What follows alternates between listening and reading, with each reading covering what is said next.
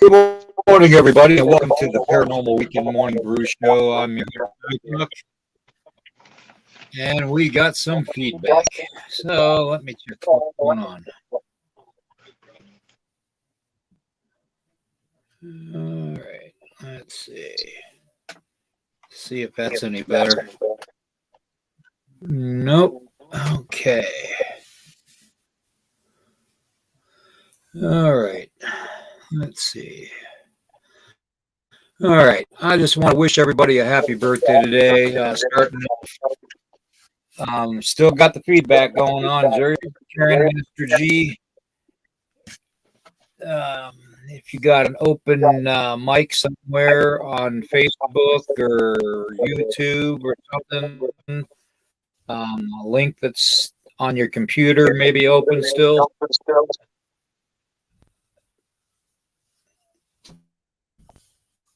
All right, let's see. No, still got it. Man, okay. That's gonna be trouble for me. So, anyways, to get back to it, I want to wish a special moderator in our chat a happy birthday today, Darcy. You're a weirdo warrior through and through, and I just want to wish you a happy birthday from Tracy and I and everybody in the Weirdo Warrior family. So happy birthday! And she's finally 21, so everybody, she's legal to drink. She can drink now. So I don't know how old she is. I'm just teasing. So, anyways, let's see here. Been a rough night, so bear with me. I'm not feeling 100% right now, and of course, Dennis isn't either. Dennis is not going to be here this morning. He has got the stomach flu. So let's keep him in our prayers and wish him well. Send him a message in our chat. I'm sure he's probably watching. So you all better be on your best behavior. You don't want Dennis to he'll throw the Bible at you. So anyways, let's see here.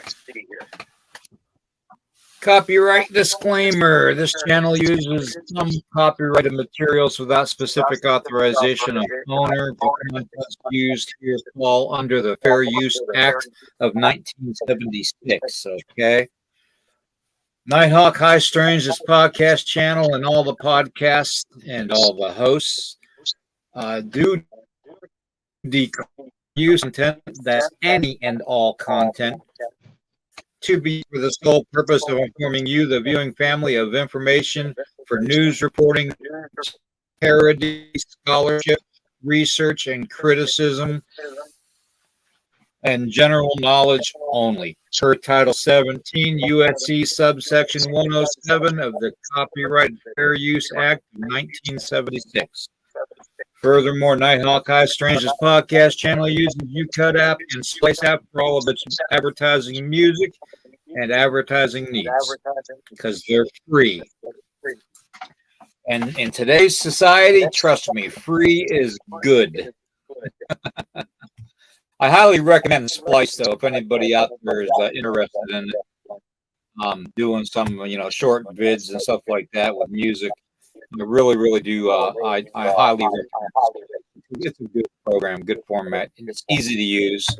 So, anyways, we're going to get right into it. I've been posting some of the comments already. I want to say good morning to everybody. I want to say good morning to Country Boy Cynthia, Ted, good to see you. Churro, good to see you. Let's see, who else? We got Val. Good to see you, Val. Let's see, who else we got? Oh, Country Boy Cryptid was in the first place position today. Look at that. Awesome. Okay. Let's see here. Let's get into this. Oh, good morning, Ozzy Sue. Let's see here. There we go. Yeah, unfortunately, Dennis will not be here this morning. He is sick. So let me get this up here, and we'll put something else more that I'm liking on. We're going to cover quite a bit this morning, guys. We're going to go from like the UFO alien subject to CERN and all that. And I just need to remind everybody,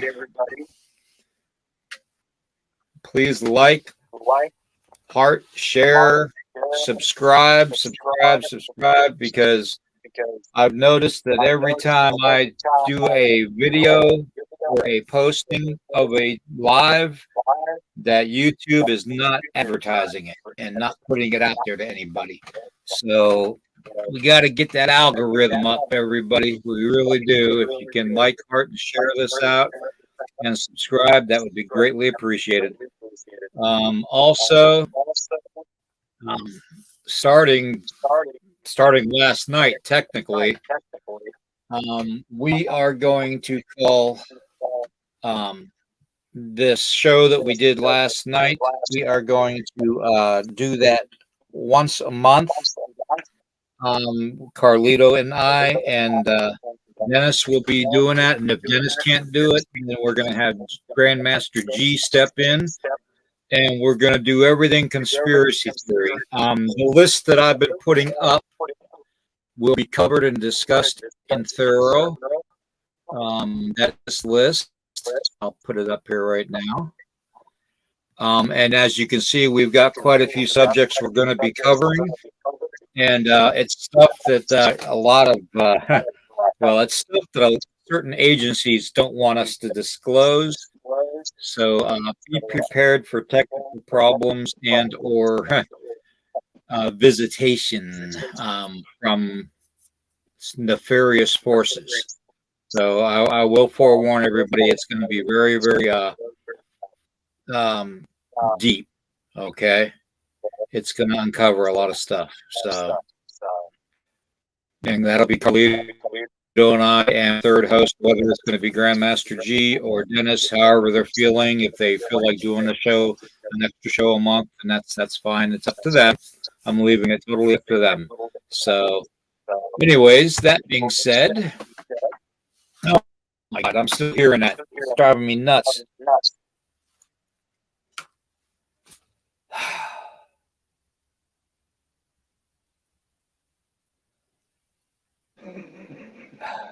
What a night.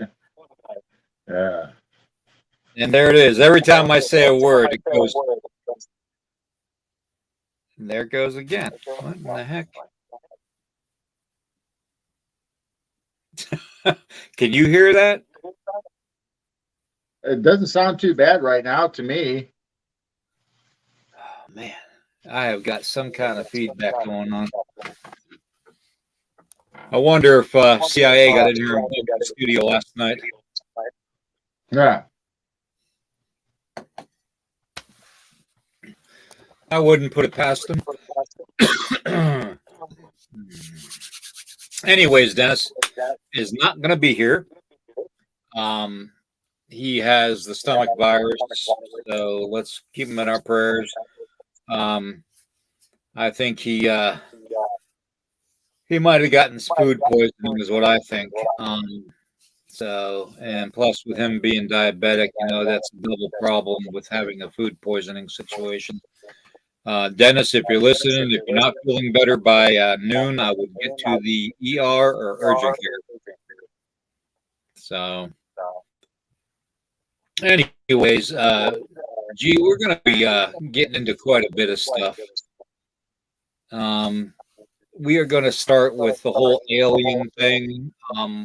What I'm fascinated to find out your theory, G, on basically why you think aliens are visiting us, why you think aliens are abducting people, that kind of a thing. If you could kind of give a lead into what your group is and all that, and then if you can just kind of give a lead into your thoughts and feelings on the whole alien abduction theory, and why they're visiting us.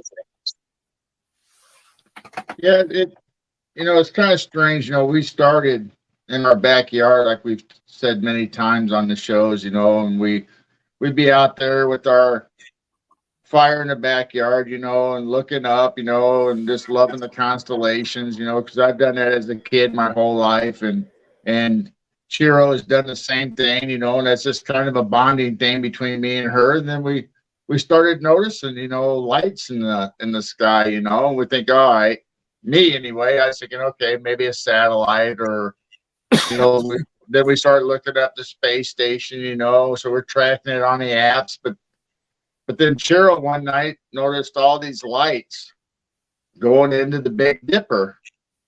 And they'd disappear right about the handle, and by the time they got into the pan, they'd disappear. And so it's not like it was Starlink, coming across the sky, because you can see the train forever, coming across and going across your horizon or whatever. But these weren't doing that. They were disappearing right before and disappearing right in the pan, and they weren't all in a row. They were 6 or 7 of them, a couple of them in line, some of them above them, some of them below them, and it was just weird. That's how we got started posting our videos, is because of that, what Chiro found that night. Okay.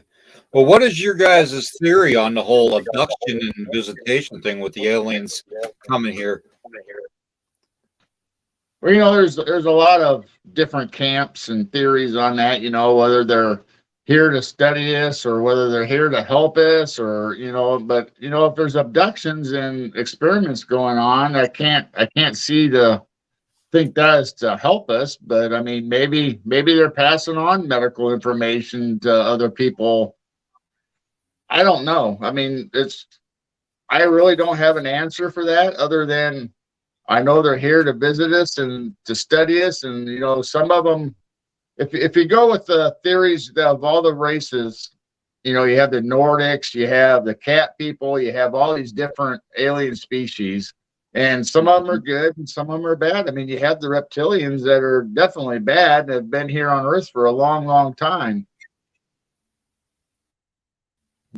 Now, I've always been one to theorize that, and I, believe it or not, I started studying and following a lot of the UFO reports back in the 70s, back when I was, just a young one. And I always thought it was fascinating. I had all the UFO magazines and had the pictures up on the walls and all that. Even had a chart, a map of all the locations and sightings,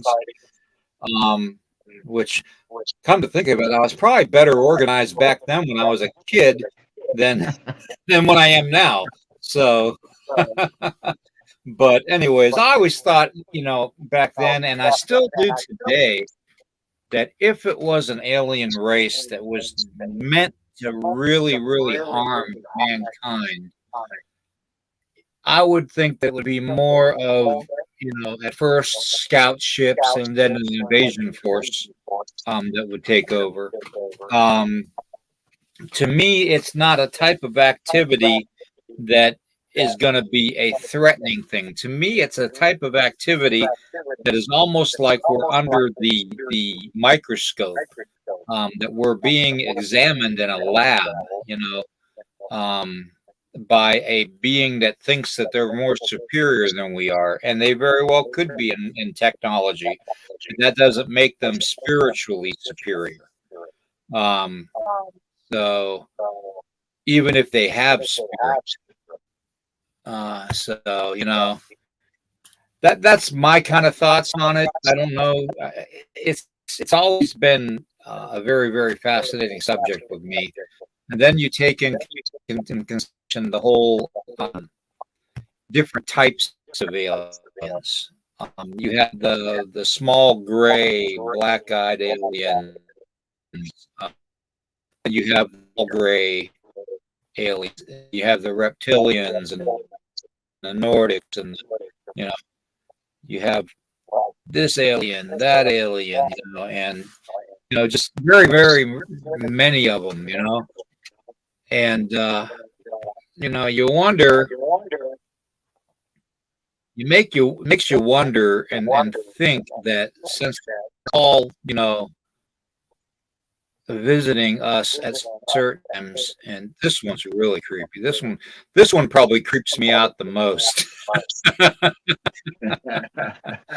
But I could not imagine having that thing stare down at you, when you're on a cold metal table, you know.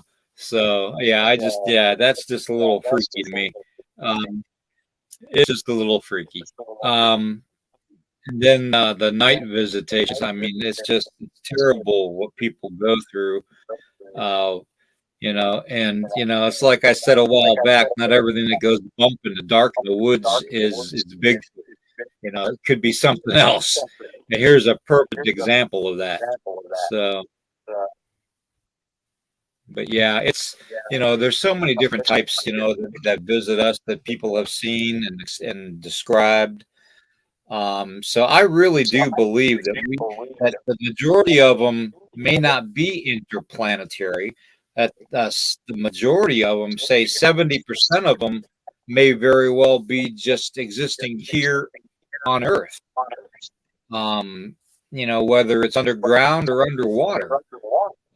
I do believe there is a certain percentage of them that visit us from other, areas of the galaxy and stuff. But that's just my theory. What do you think? Yeah, I mean, it just goes back to like what you were talking about last night with Carlito, the map of the flat Earth that had all the planets that we call planets, or actually islands or continents, right outside our zone that we can't go to. I mean, you had all kinds of them listed on that map. You had Pluto and yep, or yeah, you had the. I mean, the that would lands make of sense that. That would make sense that they don't have to travel trillions of miles. They can just be right there next to us, just like somebody from the UK flying to us into the US. I mean, they could be right there and be here in an instant. They even have portals as listed on the map that they can just go back and forth as they will to wherever they want to go. Yeah. Yeah. And last night, the maps, I don't know if everybody saw that podcast, but we're going to be doing something like that once a month, Carlito and I. And I would like to have either you or Dennis, or maybe you guys can rotate on a schedule, because it just seems to me like if we stream any more than 3 people on this at a time on StreamYard, and I have the highest you can get with StreamYard as far as quality goes. But it just lags a lot. You get a lot of audio issues and buffering and all that. So I just, I kind of keep it down to having 3 people on all at once. So I was wondering maybe you guys could think about rotating, to coming in and doing that podcast with us, because a lot of the subjects most of the subjects are going to pertain back to what we talk about on this show every weekend. And all the other ones too, because everything is connected. So, but good morning, Juno, brother. Good to see you on here, man. This is my Southwest brother. Anybody needs anything, Native American advice, I highly recommend Juno. He is my brother from Dulce, New Mexico. And I highly recommend him to be a good person to have in somebody's ear. Okay, if you need any advice, especially Native American and that part of the country. So, all right, and we've got to give a big shout out to Scott. Good to see Scott back on here. All right. Let me see here.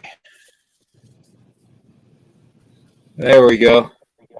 There's your first request, Gerald. You better get her. Better get her on here. Yeah, she's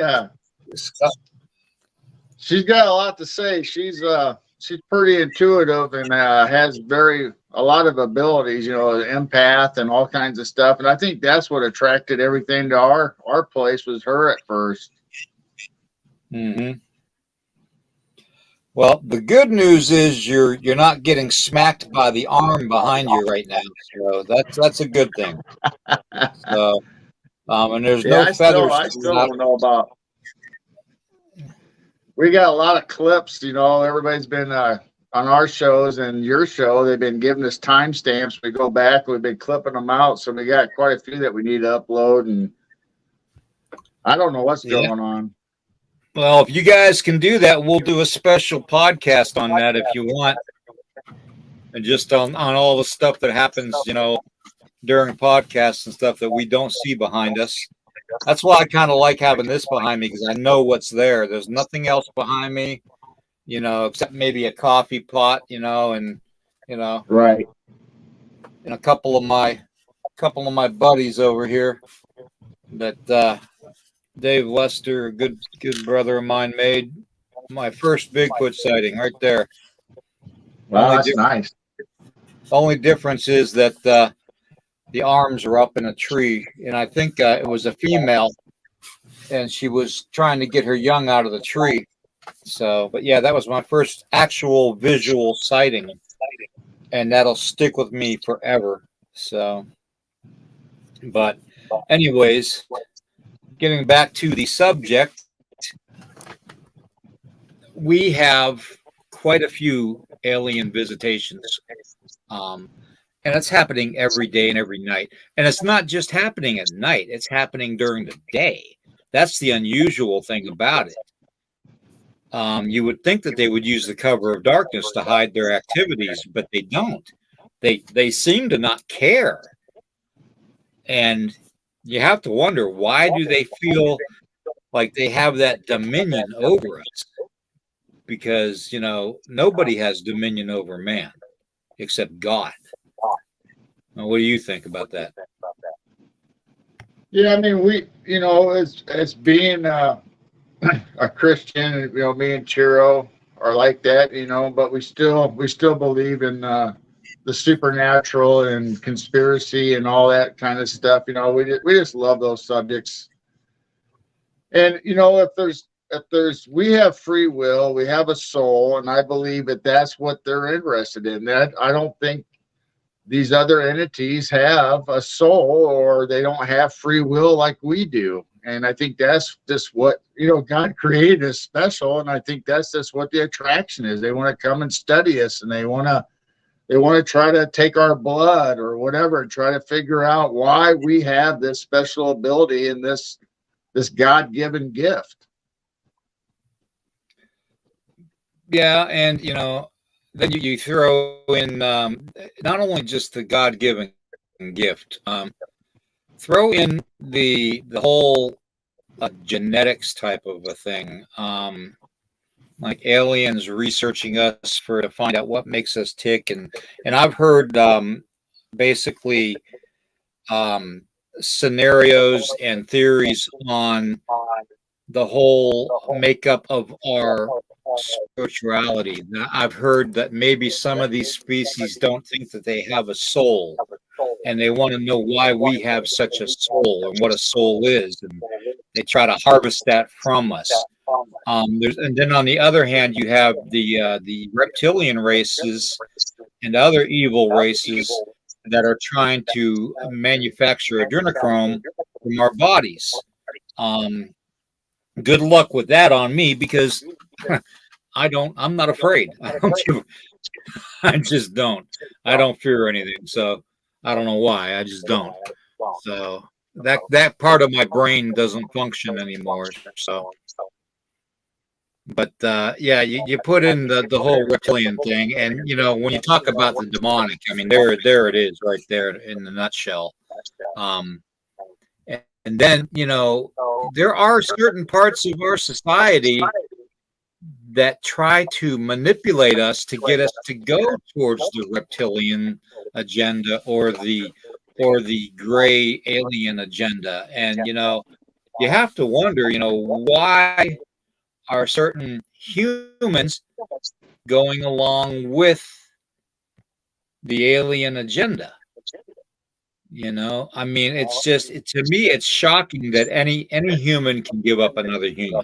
Okay, because you would think first race over anything would be the first you think of. Um, whether they're giving these people riches through gold and silver and precious gems and money and stuff. I mean, I don't know. It could very well be, but to me, you don't give up your own kind. It's just you could put it down as sacrilegious as far as I'm concerned. You just don't do it, and there are so many out there that do. And they know who they are, and I don't even have to name names or family names and all that, and government agencies. I could group it up as calling it the cabal, and the military industrial complex, you know. So, and obviously they're listening because of all the technical feedback I've got, because there's an open mic somewhere in this room or in your room that they're listening from, and I can't find it. Yeah, the only thing I got on right now is just a tablet that I'm broadcasting from. Everything else in this room is shut off. Yeah. I just I don't have anything. My phone's completely off. The only thing on is my coffee warmer.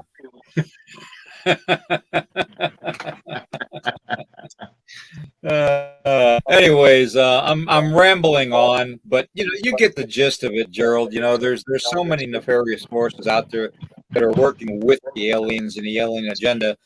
What do you think their bottom line is? Well, it's obviously control. I mean, we have a government that either is in cahoots with them or is being threatened and dominated by either reptilians or whatever race you want to say is in charge. I mean, they had an agreement with them. Obviously, that's been talked about forever, and so maybe now they're so far deep in cahoots with them that they can't ever get out, so they're in charge, and it's obviously that the government, doesn't really care for us. They prove that day in and day out that they really do not care about the American people. They do whatever they want, whatever benefits them. So it goes along with greed, and I really do believe they sold their soul to the devil. So that's pretty much how I feel, that they don't have any empathy for us because they don't have a soul anymore. Yeah, true. Yeah, you can't help but think, and it kind of creeps me out when Biden says, "I'm trying to save the soul of our nation," when in actuality he's probably part of the cabal, because he's been in power for over 47 years. You don't stick that long in politics without being a little under the radar, backroom deals and stuff. So, and that criticism that is allowed the fair use, by the way. So just take here and put. Let me see what Raven Creek has to say. We got. Yes, William, I believe they want and need our souls for some purpose, but they can't take them unless we freely give them. We must never surrender our soul to this evil and don't fall for their tricks. And that almost sounds like you're dealing with a demonic there, by soul stealing and all that, because we all know that demons try to take over the human body because they need that source, that outlet. And the only thing that they can do to actually physically be in this realm is to take over the human body, because they're not fallen angels. They're just demonic, per se. So let's see what else we got here. They'd be better looking for around God, they serve God, not to try. Yes, that is true, Ted. Very true. And a lot of mankind in the high places assume that they're on this pedestal that makes them feel godlike. And then you couple the whole alien thing on top of it, and some of them may feel godlike too because their technology is more superior than ours. Which, by the way, from being in the military, and anybody out there that's been in the military knows full well that there is technology that we haven't even released yet to the public that they have. So, our own governments are withholding things. We're like 50, 60 years behind in technology announcements to the world, what we have in the military. In fact, there was a military high brass that was in a briefing, and he disclosed that, what you don't know won't hurt you. Okay. It'll protect you.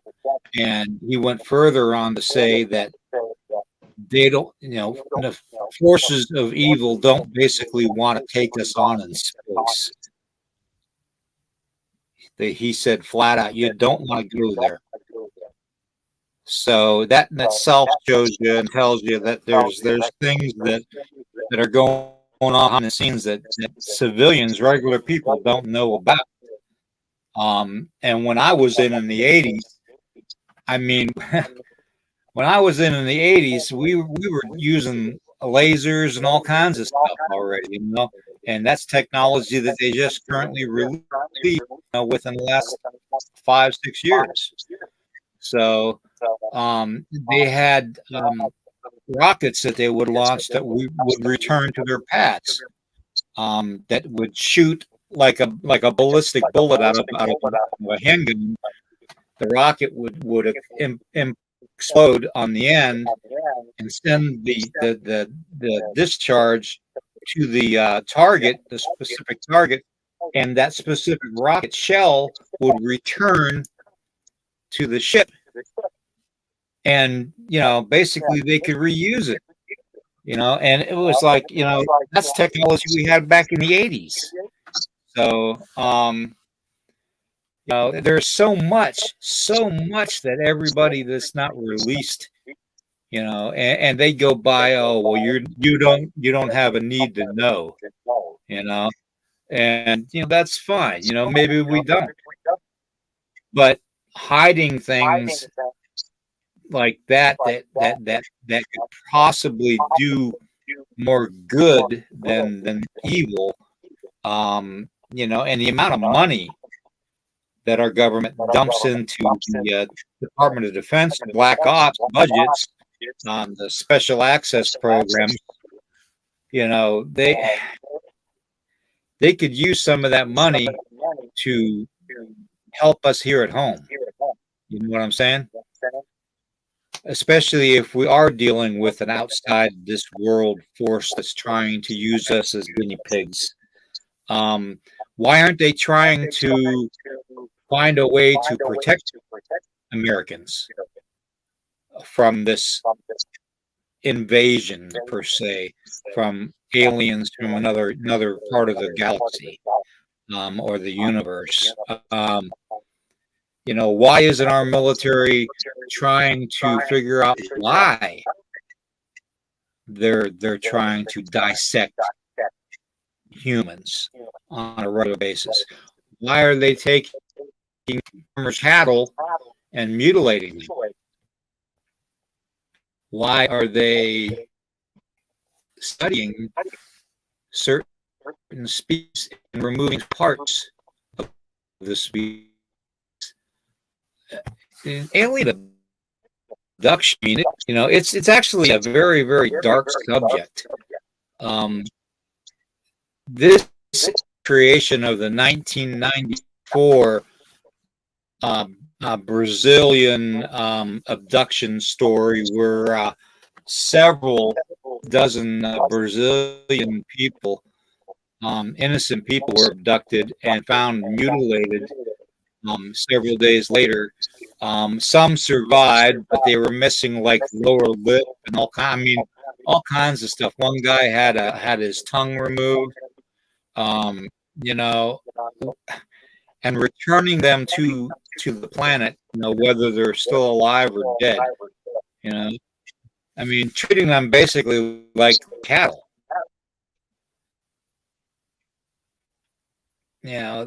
It's ridiculous to think that our government can let this go on, unless they are a part of it. Now, are they a part of it? I don't know, but we probably will never. What do you think, Gerald? Well, it's just like everything else that we talk about. There's a good side, bad side to everything, whether it's aliens or our government. I mean, there could be people in our government that really are concerned and trying to figure it out. That's how you get investigations into the UFOs. But then there's probably a nefarious part of the government that's like, okay, we want to keep this from everybody. We want to, you hear about the secret space program. You hear about the secret programs, for everything else that they're developing. I mean, well, I don't think we'll ever know the answer. If you got two parts and the government's divided, one good, one bad, and they're trying to control each other, or one's, good for the American people and one's saying, no, we need to keep them down and keep them under control. I mean, we'll never get answers that way. Right. I just, I think that, let me see here. Let me see if I can do something here. Okay, let's.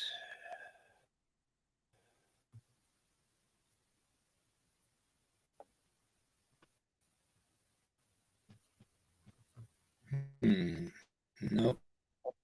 It's not going to let me do that. Let's try this then. There's got to be another way I can do this. I'm going to try to get these pictures up here to.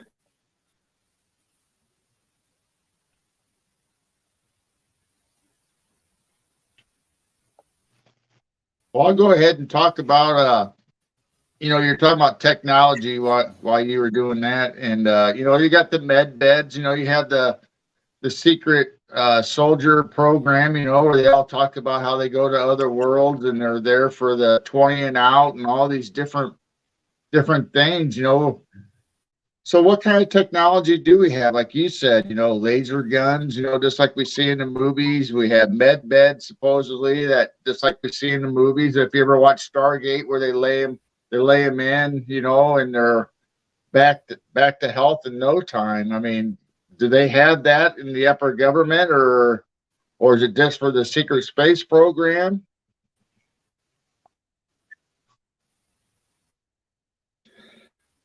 Yeah, well, I can basically that the government does have some special programs. They have so many programs on right now currently that they probably can't even monitor them all correctly. I mean, you talk about. I mean, HARP at one time was not even known that it existed, and they've got HARP facilities all around the world, by the way. And like we talked about last night a little bit, Carlito and I touched it about them being able to create clouds and rain clouds and stuff and thunderstorms in Africa, but they project them off of the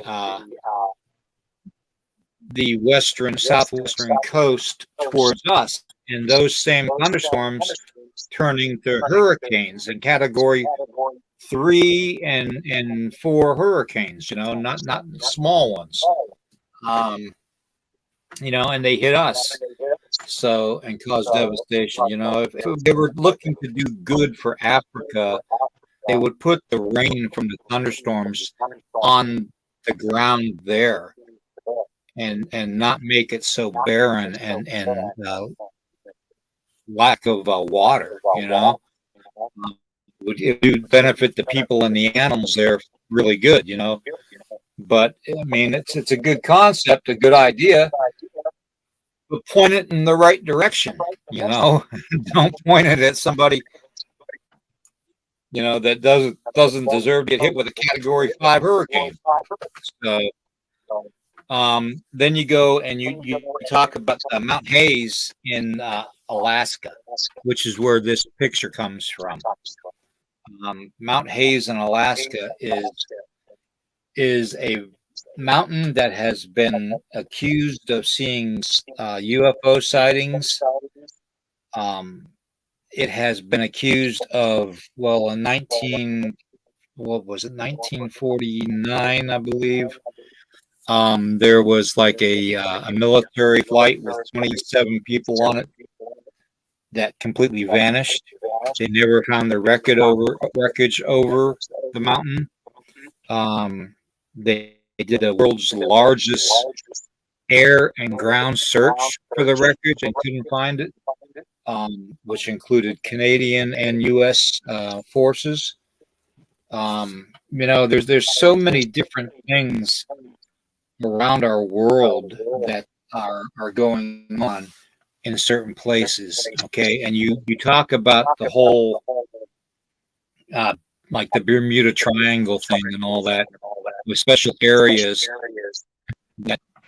that basically more activity is happening. You got the Bridgewater Triangle, you got the Great Lakes Triangle, you got the Superior Triangle, you got the Alaskan Triangle, you got the Devil's Triangle. So many of them, like a grid across the whole planet. And then you have the ley lines too, where there's sightings. There are specific geographical areas that our government is trying to move in on and access apparently that power, or that I don't even know what to call it, that force, that unseen force that causes the weird and paranormal to happen. And it's like our government's trying to tap into that. Okay. Then you top CERN on top of it, like Raven Creek Charms was talking about earlier in the chat. You have CERN. CERN is a big problem, people. Problem, and it's not the only problem. Do you know that they have so many locations around the world that have these type of hadron colliders? Okay, they have currently are in the works of building another system there where the original CERN is, and they're making it bigger and badder. They're talking to entities, literally. And I was listening to a guy talk this morning on End of Times Ministries about how they're talking to Kronos. That's the subject's name. He calls himself Kronos. So, now as far as knowledge as Kronos goes, you're talking Greek, Nordic Greek type of mythology, where the Olympians fought Kronos because the Olympians were the children of Kronos, and Zeus was victorious with his brothers and sisters of defeating Kronos and imprisoning him somewhere. And I think that they might have opened that portal to Kronos. This is the type of stuff that I literally preach about all the time. Okay, this is the type of stuff I try to get out there to everybody all the time. I try my best to say, you know what, people, this is going on. You need to keep an eye on it. You need to address it. You need to question it. We need to reach more people. We need to get this word out to more people. We need to make this more relevant in today's society, as places like CERN, places like, and I don't want to offend anybody. If you're a Catholic, I'm sorry. I apologize in advance. I don't want to offend anybody. It's a beautiful religion. But you need to be concerned about the Vatican powers. Okay. A lot of people don't understand that when you're dealing with the Vatican, as with any type of religious, I hate to say this, organization, okay, because it is an organization, okay. It's not a, every church is organized. Every church is an organized religion, okay, whether it's United Methodist, whether it's Baptist, whether it's non-denominational Catholic, Muslim, everything is centralized as a organization. Okay, for the matter. Now you're going to have your good and you're going to have your bad. You're going to have your light. You're going to have your dark. Okay? And that is the big problem right now going with the Vatican. There is internal fighting right now in the Vatican of good versus evil. And you have all the sweet, innocent cardinals and bishops and stuff from, South America and all these other, third world countries too, that send their bishops and cardinals to the Vatican to do their votes and stuff. Then you have the ones with powers and control that want to bring forth a new kind of a world order of religion, which is the dark entities, often called the Black Pope. Often they're called the Dark Society of Vatican, the Dark Seeds of the Vatican. And you have that everywhere you go. You have that in government also. Okay, you have your good government officials and you have your bad government officials that are and all that, and are doing nefarious things behind everybody's back. That is and will always be a problem unless it's addressed. And it needs to be addressed. Okay, we live in a very, very sick world right now, a world that needs to heal, but yet those same forces are just through war. Okay, and it's not just here. You ask, and I don't want to bring this up, but I will. You ask the Israeli about war, and they'll tell you about war. They have the IDF. The IDF was started. The Israeli Defense Forces were started because there was a couple of them World War II concentration camp victims that started it. The Israeli Defense Forces, and they were sick and tired of being brutally attacked. So they took up arms and started defending their country. It's everybody's God-given right. It really is to defend their own. To protect their families and to keep their land safe. That's a biggie. But I've noticed lately that a lot of the powers that are in control are really stepping forward to try and take that back from us. And it's sad. It is sad that there's people in a position like that assume that they can do that. And with CERN, I think CERN is just opening up doorways to give them more power. What do you think about that? Yeah, CERN itself, I think, was probably started off as a good idea, just like everything else in technology that we have. It should be there to empower or help mankind. But then you get these people that are nefarious or just stupid and don't realize what they're doing, I guess. It could be stupid, be smart and stupid at the same time, I guess, or not caring. I think they are opening up portals or or doing experiments that they don't really know. They can theorize what the outcome is going to be, but I don't think they actually really know. And then they don't know how to shut it off or how to deal with the repercussions that they did create.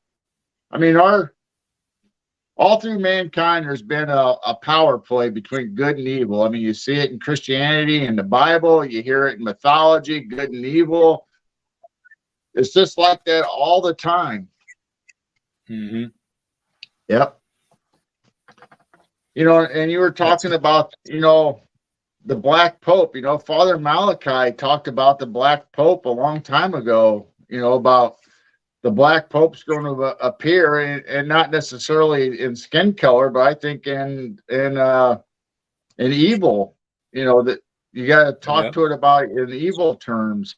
That the Black Pope's going to be the last Pope before the Antichrist shows up. And you know, is all this leading up to the Antichrist? I mean, if you believe the Bible and what we've been taught all our lives, yes, it's got. I mean, we're got to be heading down that road. It's got to get worse before it gets better. Right. Exactly. I agree.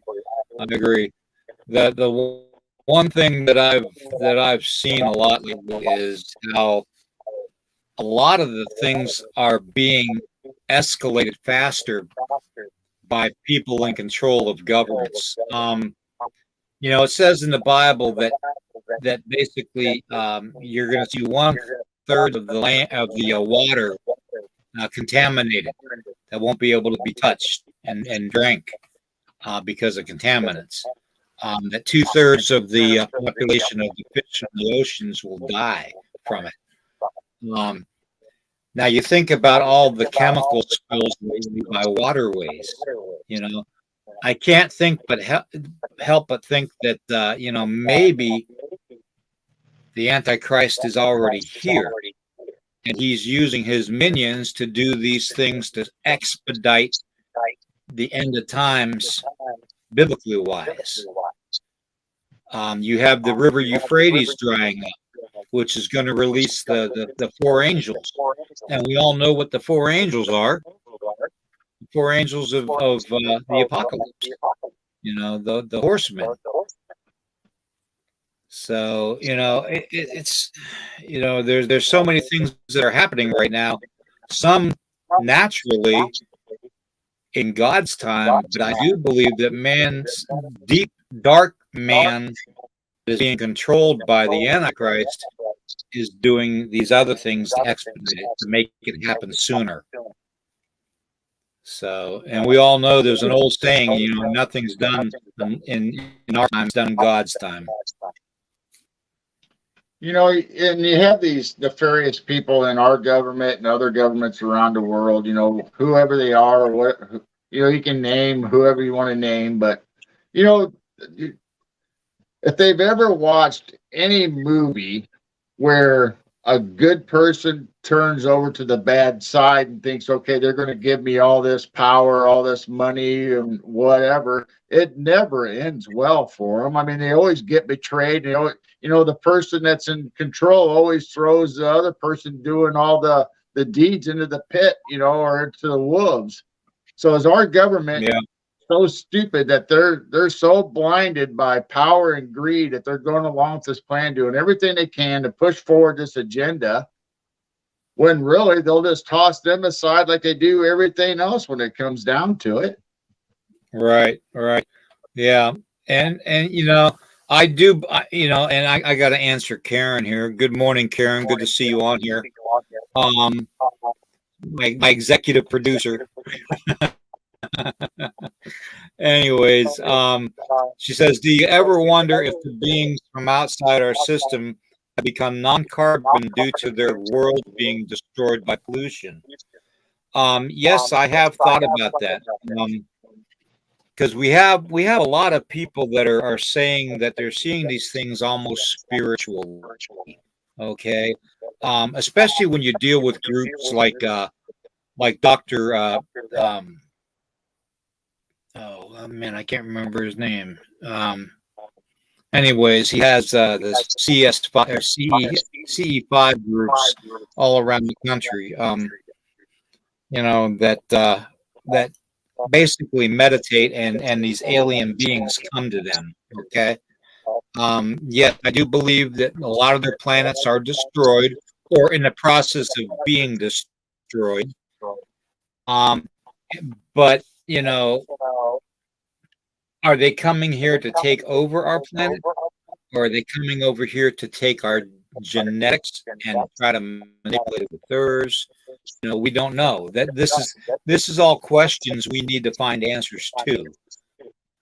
So let me see here. I'm trying to keep up with the chat too, doing this, so bear with me.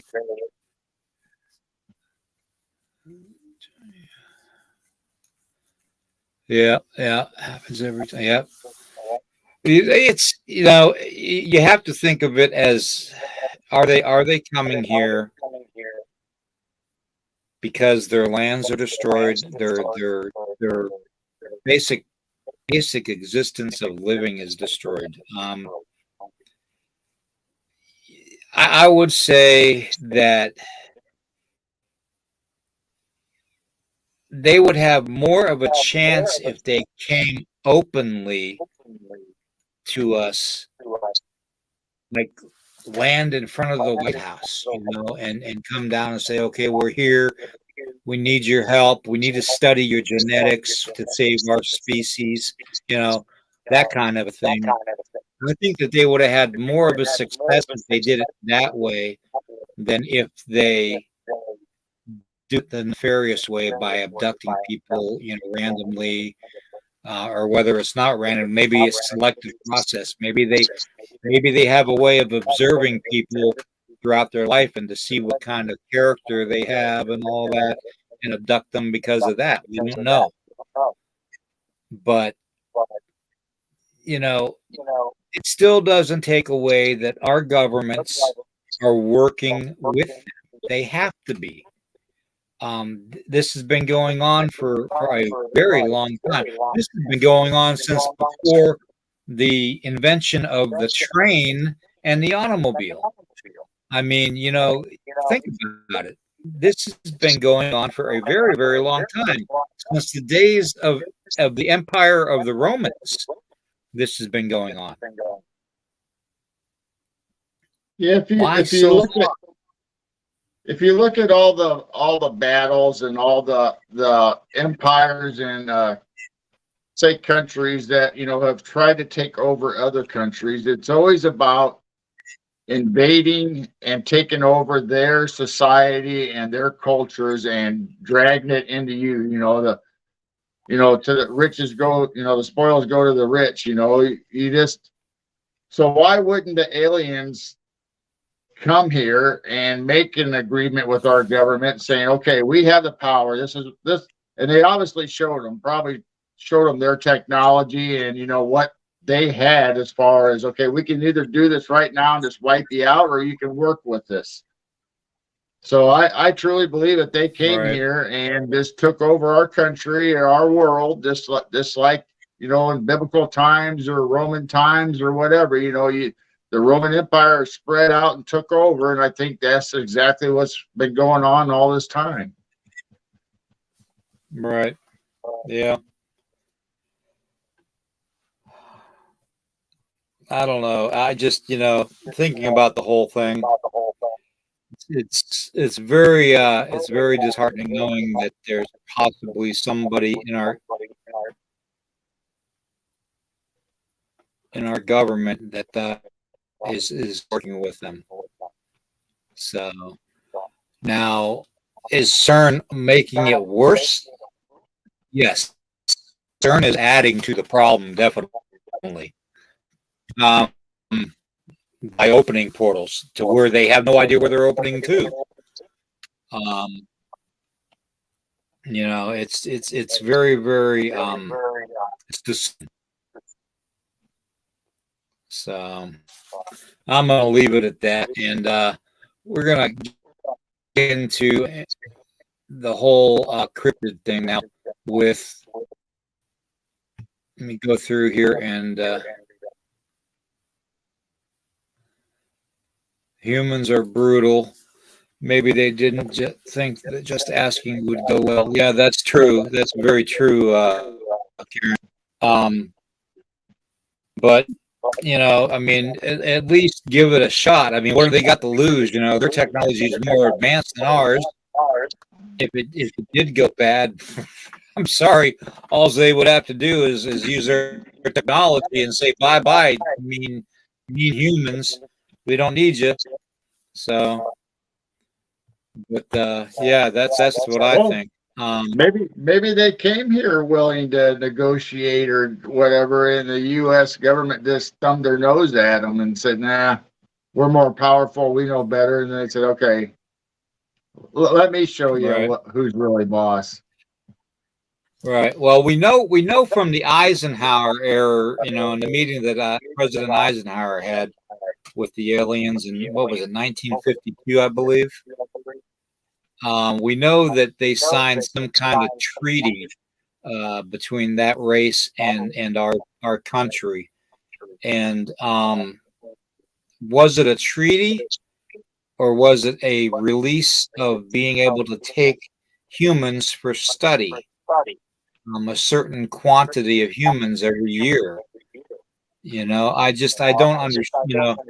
I don't think that it's a treaty per se, as like a treaty that they signed with my people. Um, and I can't help but assume, and I hate that word assume because it starts with the word ass. Um, I can't help but assume that it wasn't meant for the good of humanity in that meeting. It was meant for the good of the aliens. What do you think? Well, when even like at the end of World War I or World War II, they always the leaders get together after the war and they sign these agreements, and maybe that's what that agreement too was with the aliens. Maybe we were been doing the secret soldier project and maybe we lost and we signed the agreement to them, that we're under your power now. We lost. Yeah, yeah. I just think that if they seek to destroy us, they would have destroyed us already. So they are definitely studying us for some purpose, and I think that we are literally the lab rats. We're the They obviously cattle. need it for We're the something. cattle to our own government. Yeah, we're the cattle to our own government. That's exactly what we are. We know that. When we're giving a cattle number. It's called a social security number. And on the back of that card is your number value in the red. So there's so many different things going on right now to control us and to categorize us all as being human cattle. Um, they're trying this whole fear thing, and then it leads into the adrenochrome. Um, you have to wonder what their purpose of that is, because once humanity is gone and the animals are gone, where are they going to get their adrenochrome? Right. I mean, once the well's dry, the well's dry. So, is to say maybe, and this is just my theory, maybe they're taking our DNA and they're making clones of everybody, okay? And they're reproducing the clones and maybe inducing the fear in the clones and then killing them at a certain point and taking that adrenaline.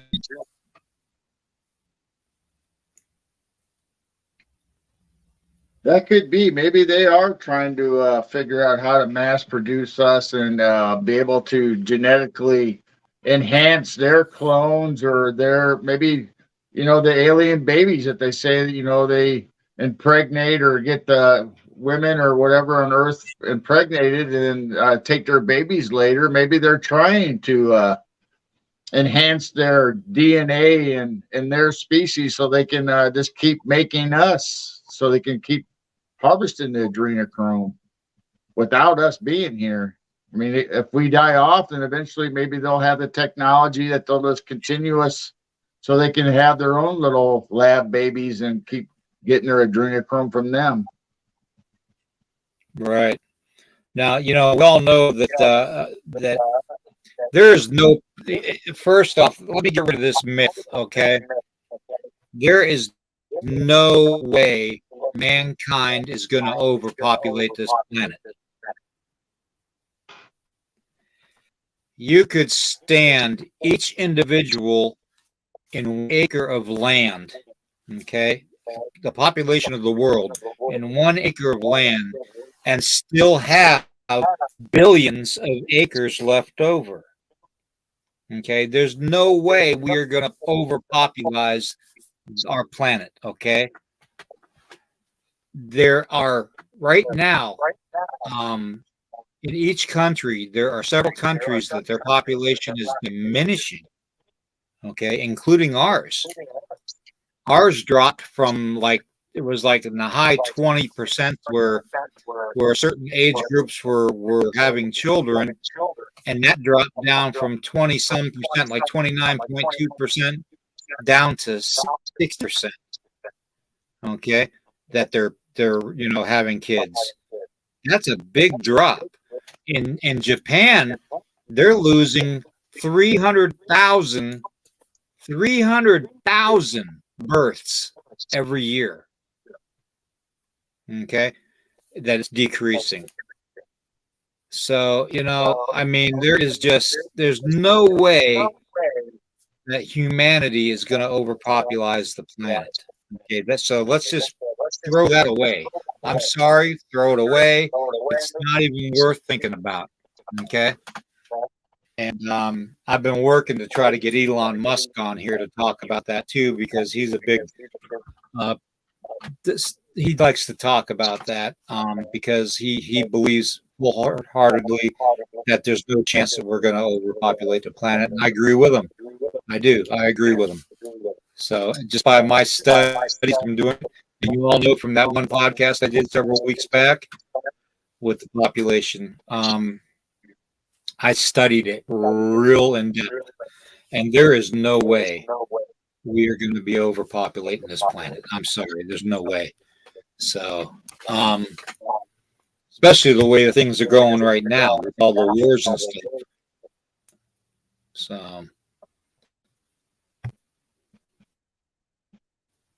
So, yeah, so it would make sense. It would make sense, Gerald, that the alien agenda is to make clones of us. If we're killing ourselves off and we're not repopulating ourselves as much as we used to, maybe they're doing the cloning thing to keep it going, behind the scenes, So it's that's just a good. It's almost a solid theory, but it's like I don't want to stick my neck out and say it's definitively that. Okay, I want to give myself a little leeway to think. Well, maybe it is this. Maybe they're doing it because they want to, make bodies for themselves. Maybe they're not carbon anymore. Maybe they're more spiritual and they want to get back to being carbon based. Maybe their people are dying from disease and they're just like us basically, and these are just avatars they're sending out to us. So maybe they're trying to figure out how to cure their diseases. I think of all these different things at the same time, and I still go back to that one theory I have about our planet is not going to be overpopulated. If anything, it's decreasing at a dangerous rate, which means we could be completely extinct by the year, I'd say, what was it, 2092? The human race could be completely extinct from the planet if they don't continue to repopulate. maybe they see that coming. Maybe they realize, oh my God, we're going to lose our cattle. You know, our cattle not reproducing, so maybe we need to clone them. So maybe they have these of us in this, and I kind of picture it like the. Do you remember the one movie in the movie Blade series Blade, where they had all the Yeah. human bodies up in saran wrap type of things with the tubes coming out of them? I picture it like that with the clones. Almost every sci-fi movie, there's a pod with a human being or some kind of entity in it with tubes coming out of it. You know, whether to keep it alive or whether they're harvesting stuff out of it or using their brain capacity or soul to be like a computer feeding information, you know, into the other system. I mean, it's disclosures in movies are just amazing. I mean, me and Chiro sit here and watch new movies just so we can see, you know, what technology they're doing a soft disclosure on, or what event during this movie is a soft disclosure for what might be coming for us. But getting back to my point that Right. aliens or whoever you want to say is doing this to us, you know, they for some reason the lab experiments, the DNA, the blood withdrawal, the sectioning, surgical sectioning of animals, it all has to lead somehow. It's benefiting them, whether we're talking about them trying to make clones or maybe trying to add a DNA sequence to their race to give them an advantage, you know, from our race to theirs that they don't have right now. Something has to benefit them. And you always have nefarious parts of every society. So there might be aliens or entities that are, once they got the taste of that blood or the adrenochrome or whatever, okay, you have that section just like we have vampires or anything else. You know, there's always that dark side to every society, but maybe the aliens are truly trying to improve their DNA and something that we have that they need out of our blood. That was kind of long winded, but Yeah, that's what I think. yeah, I like what um Lovecat just said, that I don't know if it's true, but I heard our blood is based and theirs is copper based, and you know that is true. I heard that too. In fact, if you think some people are really they don't bodies don't absorb copper very well. So you know if they wear a copper ring, like this ring here is copper. Okay, if I was to wear this ring on my finger would turn dark green and black because the copper's not being absorbed into my system. So you know, maybe that could very well be a part of it right there. That they're trying to use an iron-based blood type for their own. So that's a thought, but you know that still does. Why are they taking? You know, well, I guess first off, we need to figure out which race is doing which thing. You know, Right. is it grays that are doing? Is it the little grays that are doing the cattle mutilations and the human mutilations? Is it the reptilians doing the cattle mutilations and the human mutilations? You know, well, I think we need to figure out which race, specific race, is doing what, because you have, I think, what was it? What did that one scientist say that at one time he was a NASA scientist and he studied all this. I think he said there was like 79 different races. Um, I guess he has a book of them all too. Um, but you know, if we're dealing with that many different races, that many different species, we need to start figuring out what their main goal is. They need to accomplish from interactions, what they need, and then find out what they need, and then correlate it to what's going on with the human race. You know, so as far as abductions go, and as far as cabin mutilations go and stuff, we can probably solve it if we look at it that way. Instead of grouping all the aliens in one group. I mean, you may have, like you said in the beginning, G, you may have your good group of aliens. We just need to figure out which is which. Yeah, there's so many species. I mean, I've read books, and Chiro's got a book upstairs that have all the races in them. You have the Nordics, you have the Greys, and they break down into subcategories. The tall, the short. Then you have avian, the bird people. You have the reptilian and lizards, and I mean praying mantis and tiger. The cat people. I mean, there's just so many of them and they all come from different. Well, some of them are probably like we talked about, inner Earth or live here, but the interstellar ones or the extraterrestrials, I mean, they all come from different galaxies. You have the Pleiadians and Orion, the Seven Sisters galaxy.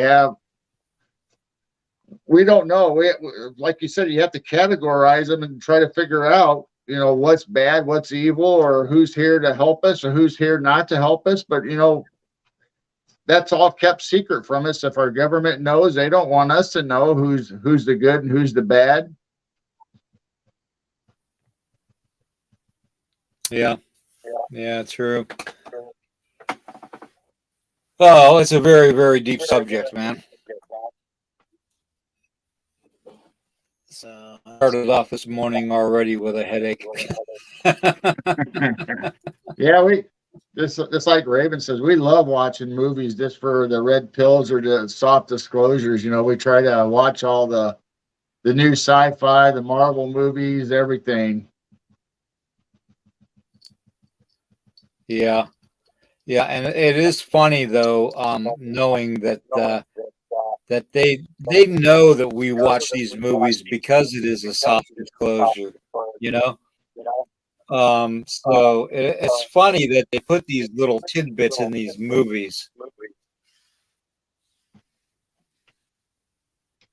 Yeah, way back when we watched Monsters Inc.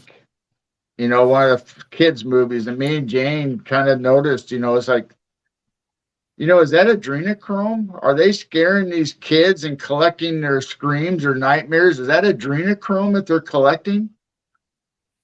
Yep. And they called it the scream that they were capturing. But yeah, that is definitely the way you would harvest adrenochrome.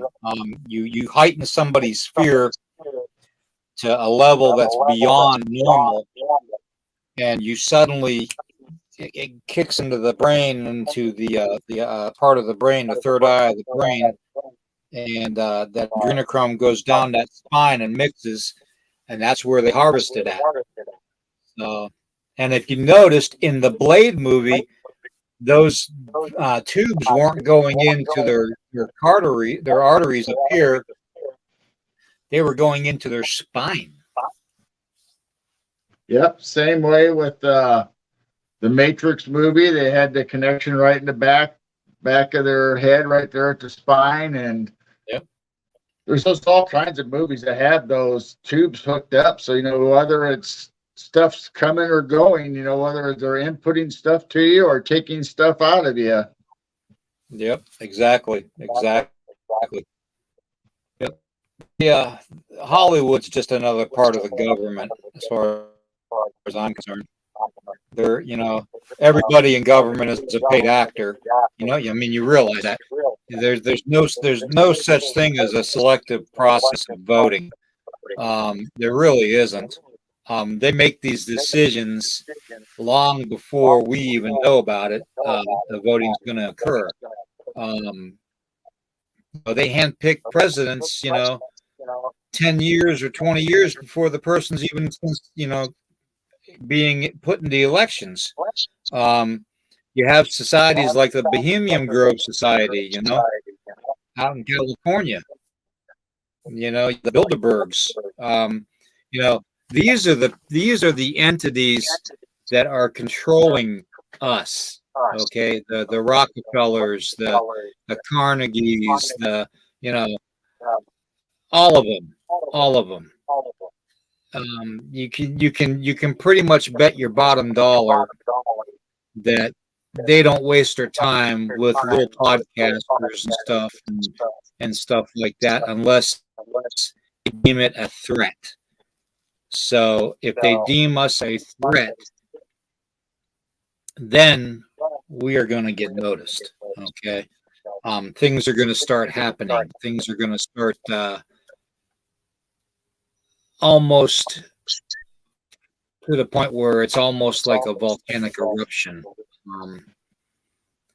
They control so much. They control the finances, they control the food, they control the water, they control the clothing we wear, the everything. They even control medical care. So I mean, if I delve too deep into this, they could probably deny my medical coverage for my cancers. And so be it. I mean, what do you do? How do you fight something like that? You can't. So no, yeah, you really can't. I mean, they can. And the bad part about it, G, is we've given them that control. We handed it over to them. I think they've had control for so long that we didn't even know we gave up control. I mean, just like you mentioned, the Carnegies and Rockefellers and all that. I mean, their families came from Europe and they've had control from the beginning of time. Those families, this goes right down the bloodline. I mean, me and Chiro has been studying the red dragon and the white dragon families from over in Asia that have a big control and trying to take in parts of the U.S. and they're slowly gaining.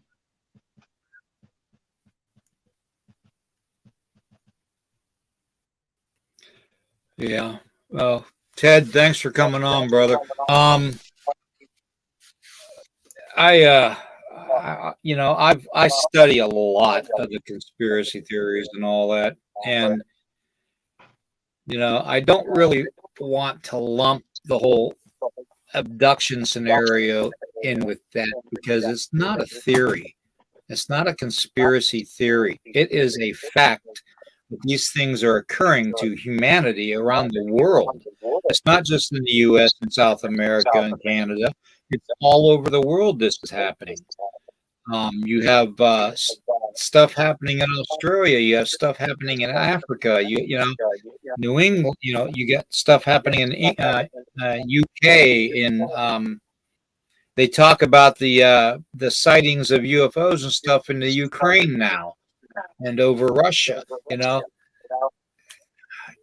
You have it all over the place. You have it in China. Right. There's already some kind of world control, G, that's in place. And my whole thing on this is going back to the reptilians, and we all know how I feel about reptilians. Okay, gator is good to eat, but not good to rule. Okay, my theory on reptilians. Okay, plain and simple.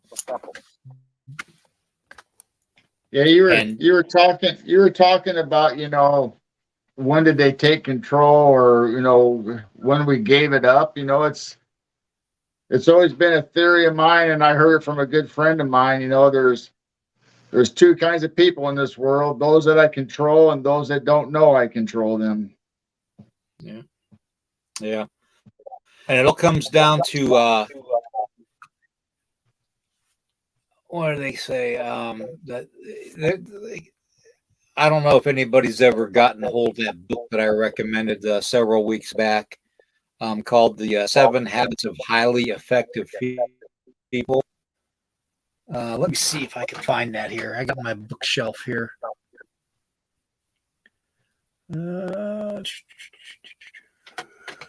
Let me see. Give me 1 second, Jake. All right. So yeah, if anybody wants to get into the study, you know, just Google or look up however you get your information and start looking into the red dragon and white dragon families. It's been an ancient battle from way back, and it's kind of the good and evil story. And they're battling it out behind the scenes, just like we say the reptilians or in our government or however, you know, the shadow government in the U.S. I mean, Chinese in Asia has the same exact thing, and Russia has the same thing. So it's in all continents and all societies. You just have to look it up and try to find out, you know, who controls what part of the world and what part of the next world they're trying to take over. There's the book, 7 Habits of Highly Effective People by Stephen Covey. Okay. This book talks about the paradigm and all kinds of different stuff. It gives you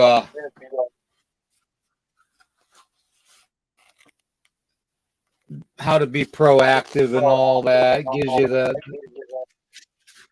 it gives you a lot of different insight.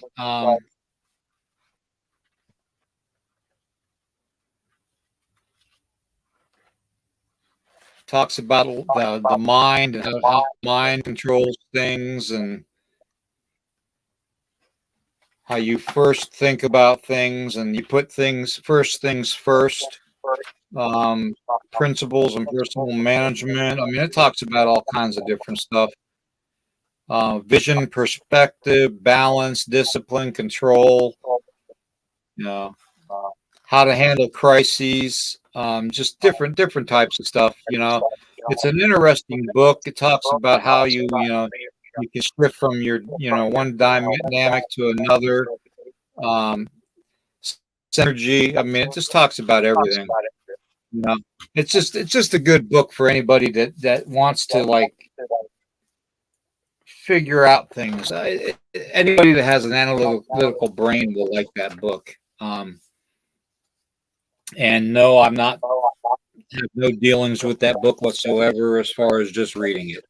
So, and to tell you the truth, I was forced to read it. In my last job, being in management, they made us go through a course called the 7 Habits of Highly Effective People. So it's a big, I think, you know, it helps give everybody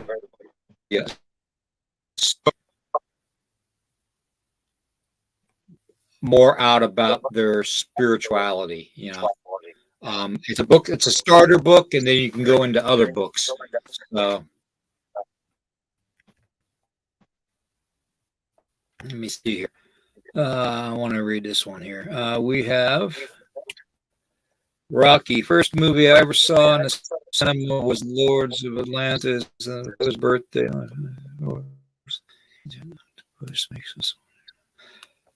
You know, that's funny too, because that does, you know, I know exactly the movie he's talking about. And, you know, they talked about cities and stuff and beings beneath the sea a long time ago in movies. Yeah. So it's like, you know, I don't know.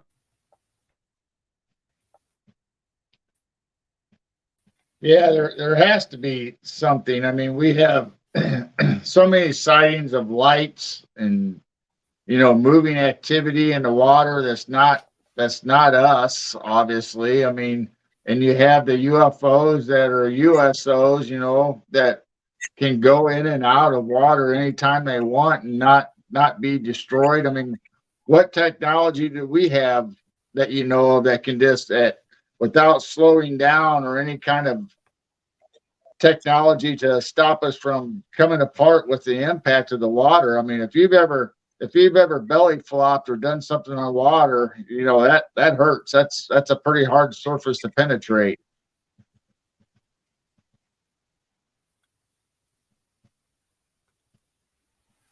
Yeah, yeah, true.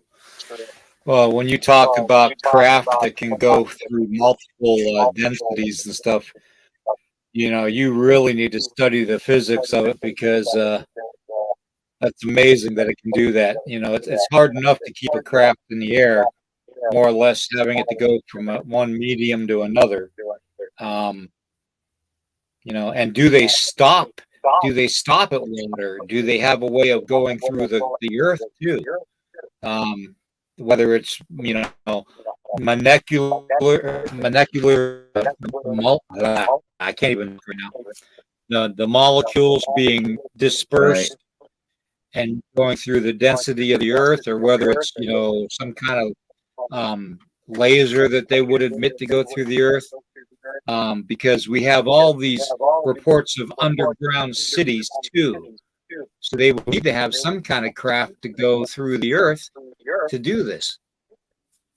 So, how are they doing that? I don't know. Right. The whole Argartha theory is just interesting. We touched that last night too a little bit. But yeah, that's also very interesting to me too. There's so many subjects. So, Right.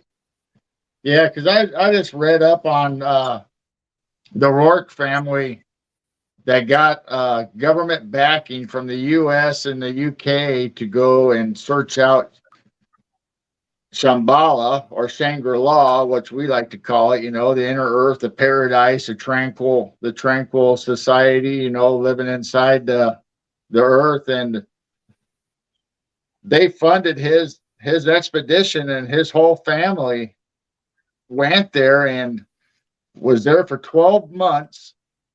And for 3 months out of that time, they disappeared. Nobody could find them. And they had spies from Russia, US, UK following them. They knew every movie made. Then all of a sudden, they were gone and they couldn't find them.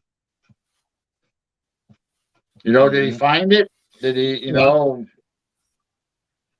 and he had more than one expedition. There was two of them, and the exact same thing happened. They had people following them, and then all of a sudden they were gone. So they go through a portal, yeah, and I kind of wonder that myself. To go to inner Earth, go to these cultures. Maybe you go into a cave system or a mountain range, and all of a sudden there's a portal there, and you just go right through it, and there you are in Shambhala and Shangri-La, and it could be exactly. And it's it has to like be a dimensional thing. yeah, and it's like I talked about last night. With the portals and stuff. We have a lot of technology, and that knowledge, mankind's lost that. We used to be able to go to these places, just like they're able to come to us. That map last night showed perfect alignment of everything.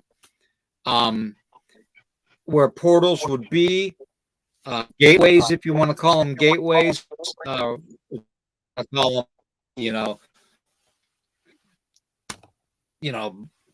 anything really. It doesn't matter. Gateways or what I call them, or portals. Right. They've been dubbed, black. I mean, even black holes. I mean, I think that if we could find the technology and the knowledge again, species will be able to interact better with these other species, because right now we're literally being caught with our pants down. Look at Dennis's comment.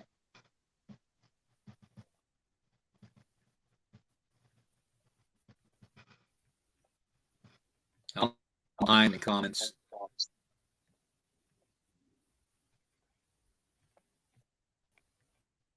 Every time I try.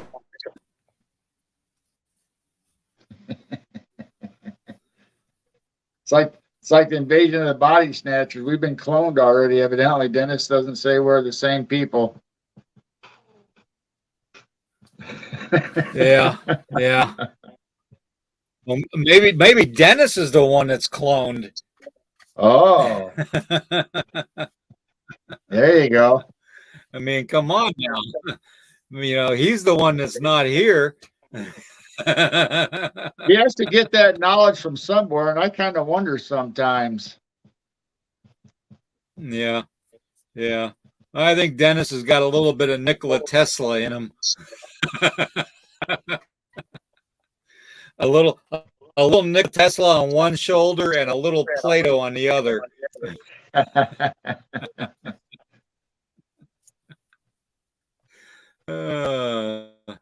Anyways, it's good talking. No, At but least that map nothing. and that map that you were discussing last night, and I discussed on my show, just because you brought that up on that TikTok. I went and found those images. It explains a lot. If you could go through a Stargate or a portal, then all of a sudden you're in this other world, or this other what we would call planets. Because it had Venus, it had Pluto, it has Andromeda, it has all these things that we talk about where these species comes from, and they could just be right there in an instant or back and forth. Yep. And the fact of the matter is, too, though, the captain that received that map back in the 1800s kept that secret for so long.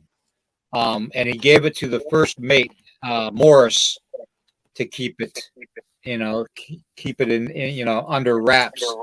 And I forget who released it. Somebody released that map after they redid it because the old one was falling apart. So obviously that map is a lot bigger than what we saw, because there's supposedly 178 domes. Right. So it falls into reference with the whole tree of life thing. I don't know what you feel about that. How basically you have Eden, paradise, okay, which basically, maybe the known lands, which was us, would be considered Eden, okay, where life started and God allowed it to start. And then from there, the branches of the tree spread out, okay, and these individual places were made, okay. And we connected through portals to these places, or gateways to these places. I just, I don't believe in the whole, that planet's 195 million light years away, but yet they have the ability to come here within minutes, to visit us, because of their technology. I think that they're maybe like they said on that one little video, maybe they're just 30,000 miles away and they can zip right here, Right. So I was told that the portals are being guarded by Sasquatch, and Dogmen are the enforcers to keep track of who is coming in and who is going out of the portals.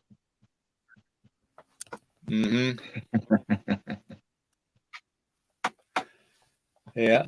Well, if he's good enough to, if he's good, then I'm gonna send him the link, because if he's good enough to get on and do that, he's good enough to come on and scoff at us a bit. So I'm gonna send him the link. Yeah, it's probably been killing him not being able to say anything.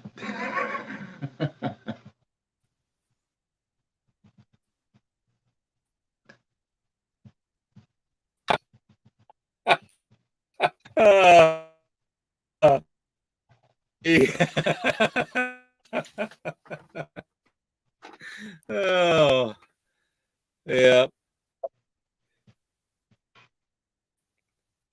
He'll be on it. He'll be battling all of this. That's That's the good thing about Dennis. Dennis.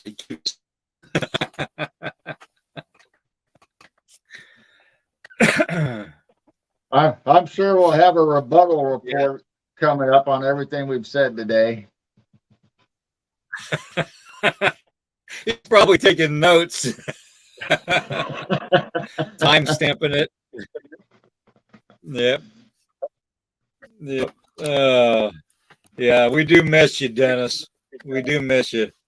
So hope you We do did feel pretty better. good today, William. We're at an hour and 40 minutes already. Yeah, yeah. And we didn't even bring anybody on yet.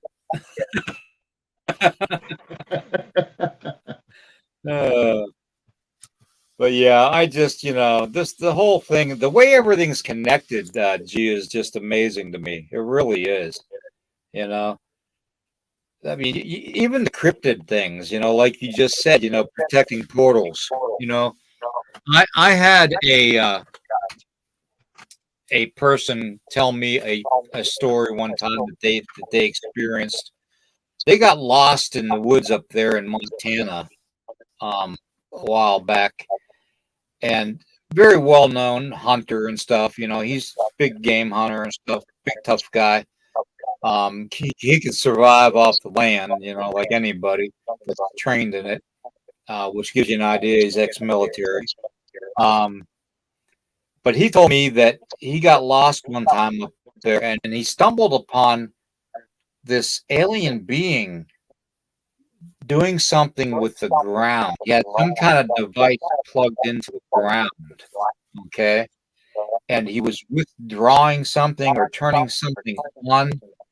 And he said that no more than 20 feet away from this alien was this 10-foot tall Sasquatch just standing there like he was guarding it.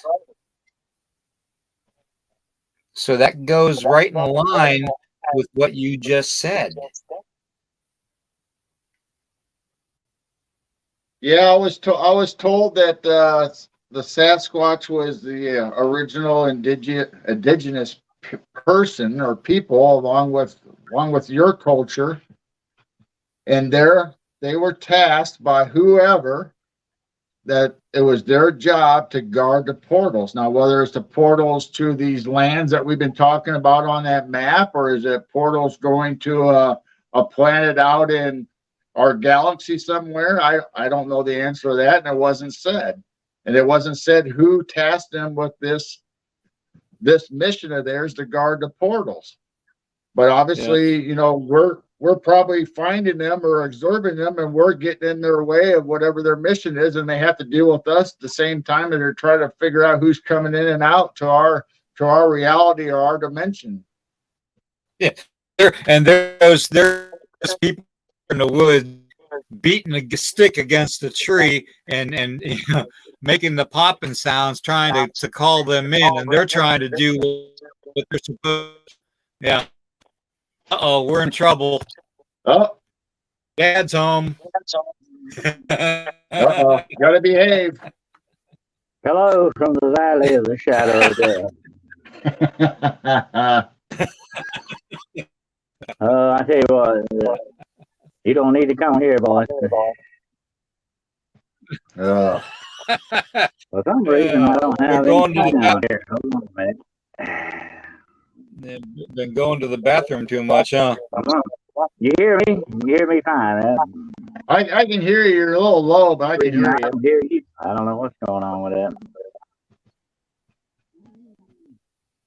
Yeah, I've been staying in there quite a while. Yeah, hanging out in the wrong places.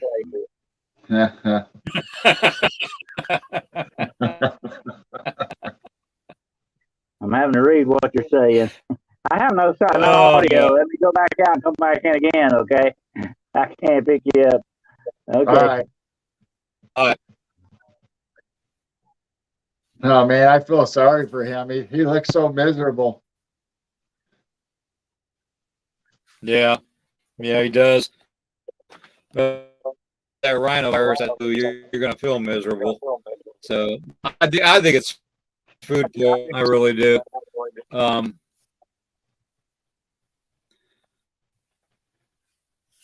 He's probably been out there exploring again and probably ate something out of a gas station somewhere.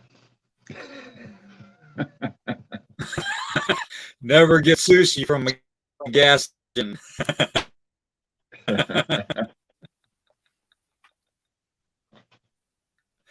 Oh, he's back. Is he any better? I've got to quit eating that roadkill. That's just definitely gonna have to stop. I feel like roadkill. I feel like somebody ran over me at least twice and then backed up again just for good measure. But anyway. But I've been off and on with your. I've been off and on here with your. I've been off and on with your conversation here, and I've been saying to myself, haven't I taught these guys anything? Okay. No. Why are you bad mouthing our poor old government? You know how much they love us, and want to do everything for us, and they do everything right, I'm not very good at picking up sarcasm. Are you being serious? I can't tell. That's in the notice, the sarcasm. I'm okay. But anyway, this has been a very interesting discussion. I've enjoyed it, and you're getting into my territory about the portals. I said this to somebody the other day. It's very strange how many roads of the paranormal lead to the object, the subjects of portals. There's a reason for that, definitely, and I think like I've said before, the pieces of the puzzle are all falling together for us slowly, a little bit at a time, but we're getting there. And I think one day. I don't know if it'll be in our lifetime, but one day we'll have the answers, hopefully. Yeah. There is definitely a connection to everything, but it's such a staggering amount of information that we're trying to process, and it's hard to keep track of it all. To tell you the truth.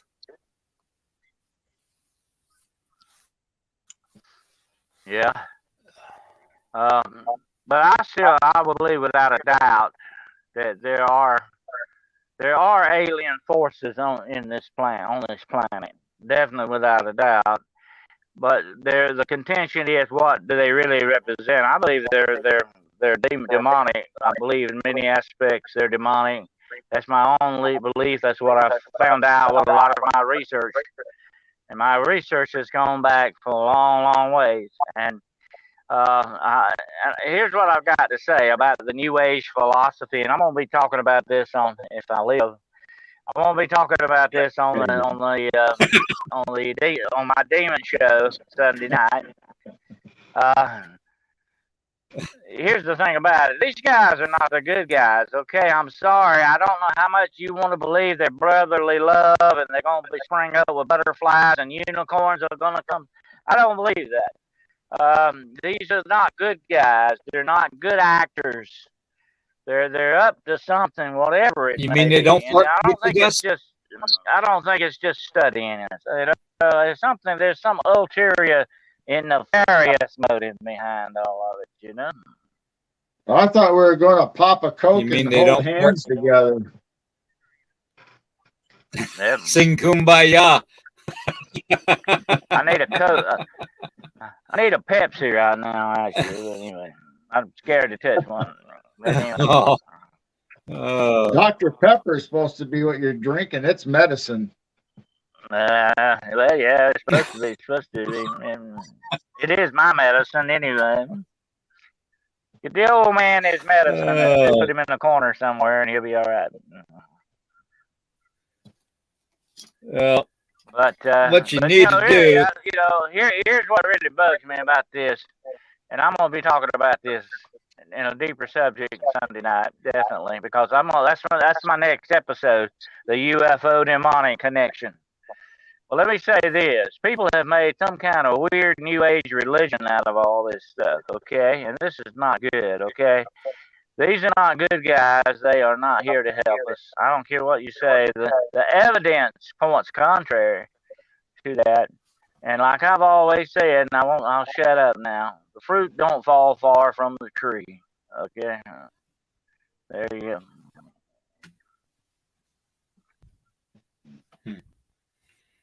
Okay.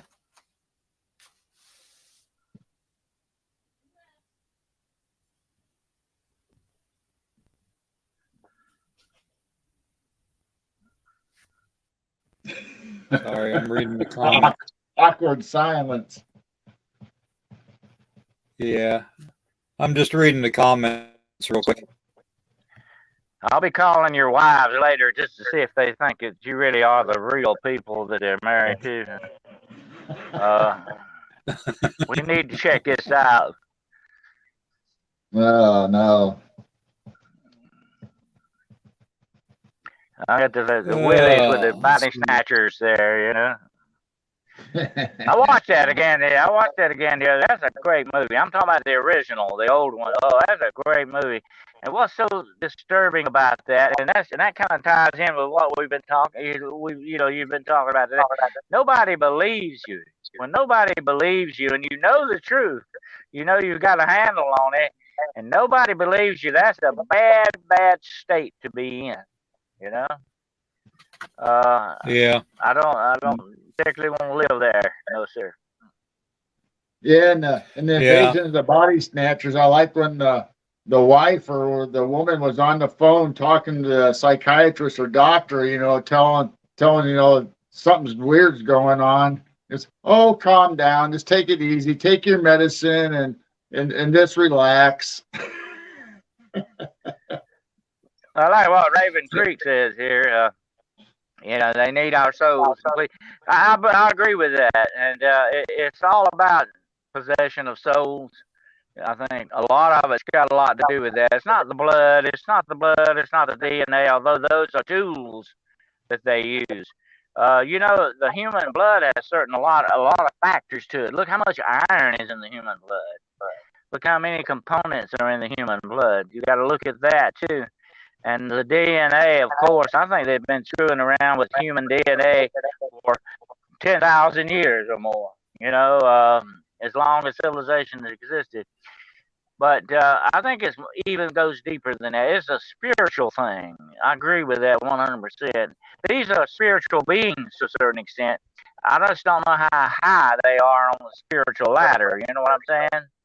It could be we're higher spiritually than they are, and they don't like that, or they're trying to find out some way to get around that. That's a possibility. Right. As it says in the Bible about the angels were created lower than we are, but angels are, now listen to this, angels by many people are considered to be higher spiritual beings than human beings. But the Bible says that a little bit about that, but we're talking about the spiritual nature of that thing. And when you look at the alien thing, you've got to look, you can't ignore the spiritual thing, of it. What are these beings? Do they have souls? I believe they do to a certain extent, but what kind of souls do they possess? They may not be good souls, and they may be soulless beings trying to understand things that do really have a soul. That's another question you got to look at. Right.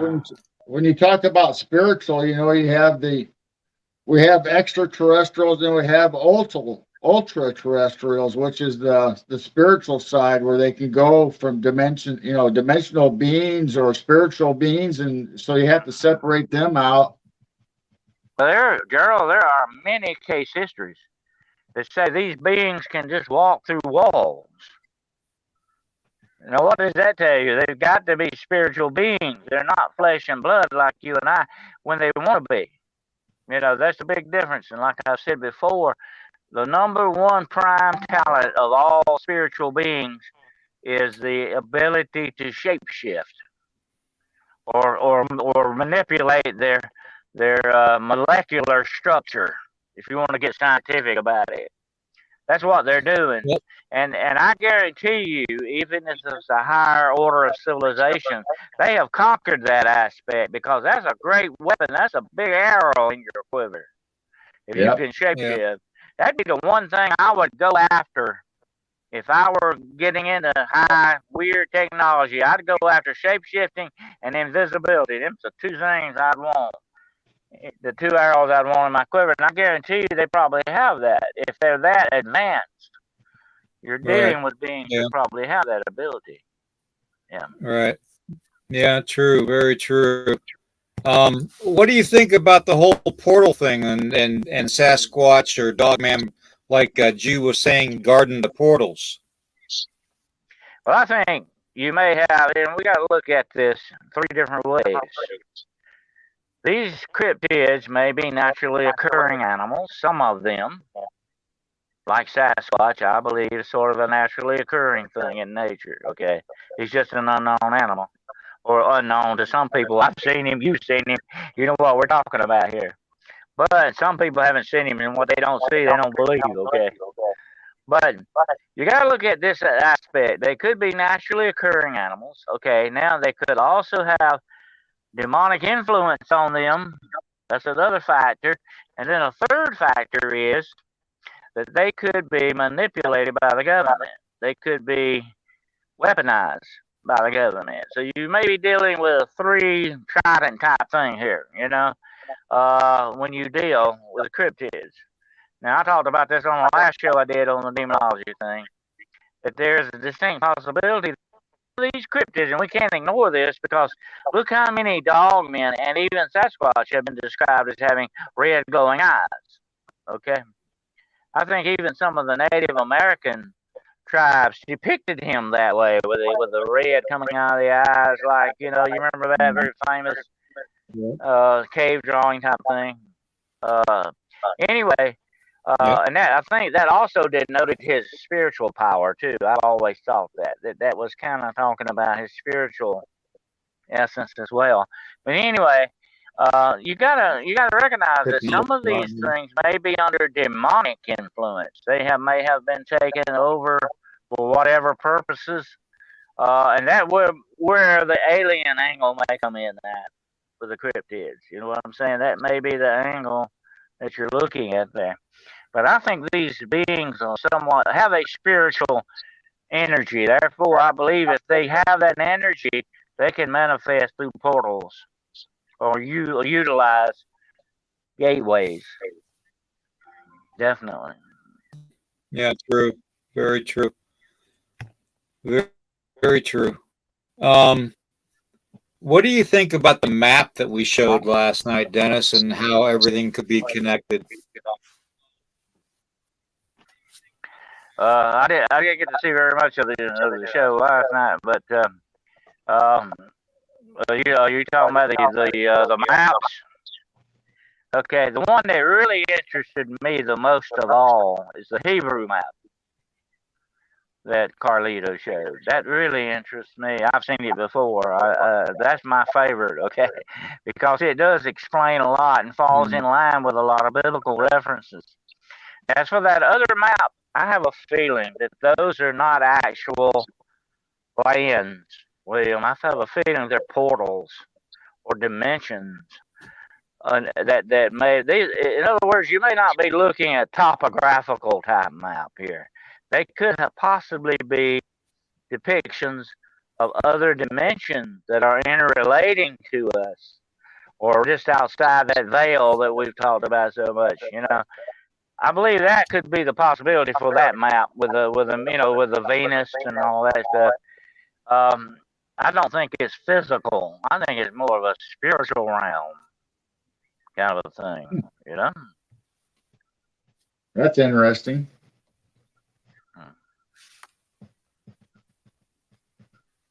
That's for a flat world thing. I'm like you, William. I'm kind of jury's out on that, okay? Because I have seen some other things that lead me the other way. And by the way, by the way, that scripture you quoted last night, you got to remember one thing about God turning the world upside down. That is a figurative thing. That's a very old saying. It goes like, yeah, the world's always turned upside down, because when they crucified Saint Peter, they put him on an X cross upside, and he has to be done that way. He said, because my Lord turned this world upside down, and that's the way I'm going to go out seeing it. So it's really a figurative description. I don't think God actually ever at one time or another turned this world physically upside down. But like I say, with me, with a flat Earth thing, I'm still, I'm borderline on that. But I think but I'm gonna tell you what. I believe these maps that you show are people trying to explain the spiritual aspects of this universe. I think that's what's going on with that. Yeah. Let me see here. Okay, I'm trying to get into this so I can look at something here. I've got my Arctic coat on, as you can see. Oh yeah. They're getting the chills a little bit there. Starting to heat up now a little bit. Oh, Need to get you some hot sauce or something and spice up that blood. Uh-huh. Well, I had a little bit of a fever and I had chills too. So I don't know. That's the horrible part, going back and forth like that. Yeah. Yep. You get a cold one minute and you're hot the next. It throws your body off.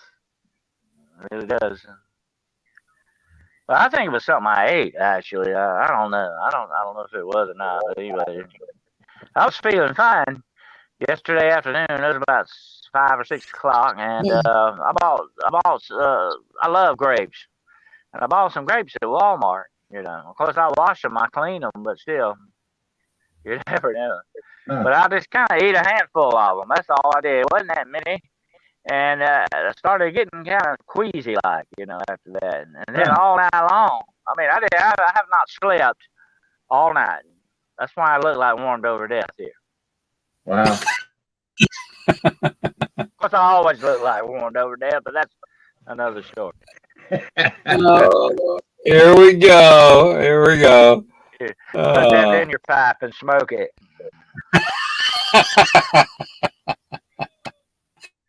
Right now I'm trying to. I don't know how you guys. Gee, you're gonna have to go in since I made you the head mechanic on the moderators. Yeah. See if you can go in and try to figure out how to get Raven Creek Charms back on our channel. Okay. Because I don't know what was done. She says she was blocked, but I can't find her blocked anywhere. Has she investigated her end of it?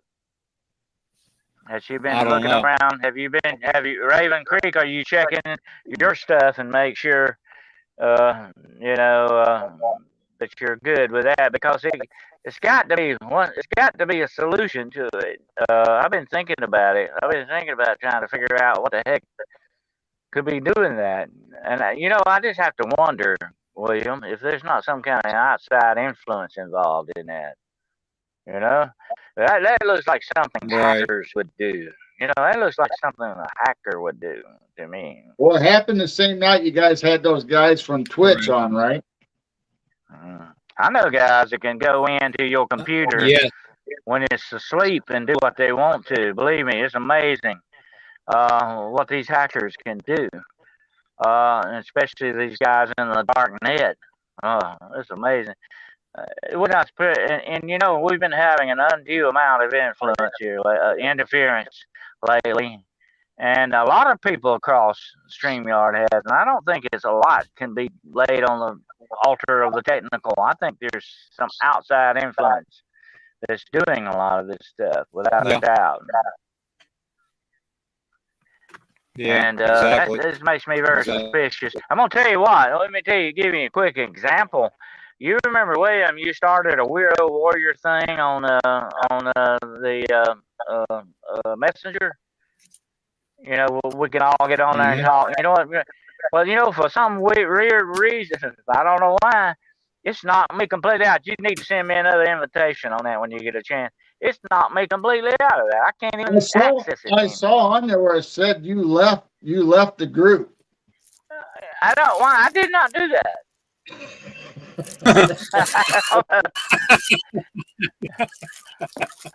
That's weird. All right. And like I have, and let me tell you this. I happened to go on Jessica's, you know, the cryptid hunting thing the other day. That was when you were going to be on that, I think, you know. And I was, and doggone, I had to resubscribe to her again. And I was already subscribed to it, and I had to resubscribe to her again. Yeah, there's a lot of subscriptions disappearing and notification bells being turned off. We'll be partway in the show, and all of a sudden the bell will go off, say, "Hey, William's show's getting ready to start." Well, duh, I'm already in. I put a thing on Facebook the other day. I just put a little photo, and it wasn't nothing about it. It was a little funny thing about a man and a woman. Her shadow looks like Satan, you know, on there. And you know, Facebook flagged me on that and said we don't. That's against our community standards for nudity. They had clothes on. I mean, there was no nudity involved in that. And they flagged me and they said, "Look, if this happens again, we're gonna, you know, do your count out. That's it, man." And I said, "What did I do? What did I do? Nothing.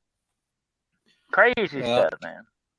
I believe it's part of the war against us. I believe it's part of the battle against us, and I believe it's. Definitely. I have to believe that."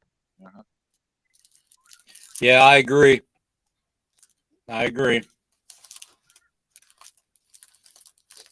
Sorry, I'm eating my Pop-Tart.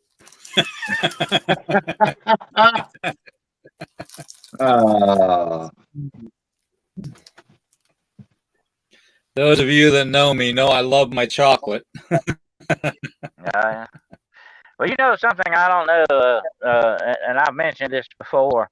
Whenever you have a bad spiritual episode, or there's sort of a bump to your spirit, spiritually speaking, you hit a road bump there, kind of a thing. It will deplete your resources physically to a certain extent. You'll get low blood sugar, you get kind of weak, you get kind of. And so it's a good idea to get you a piece of chocolate every now and then, or a piece of candy, or if you don't have that, a sip of wine or brandy to bring those resources back up. Because the spirit is directly connected to the physical. Okay, no matter which way you want to look at it, whether you believe that or not, it is. And when one takes a hit, the other takes a hit.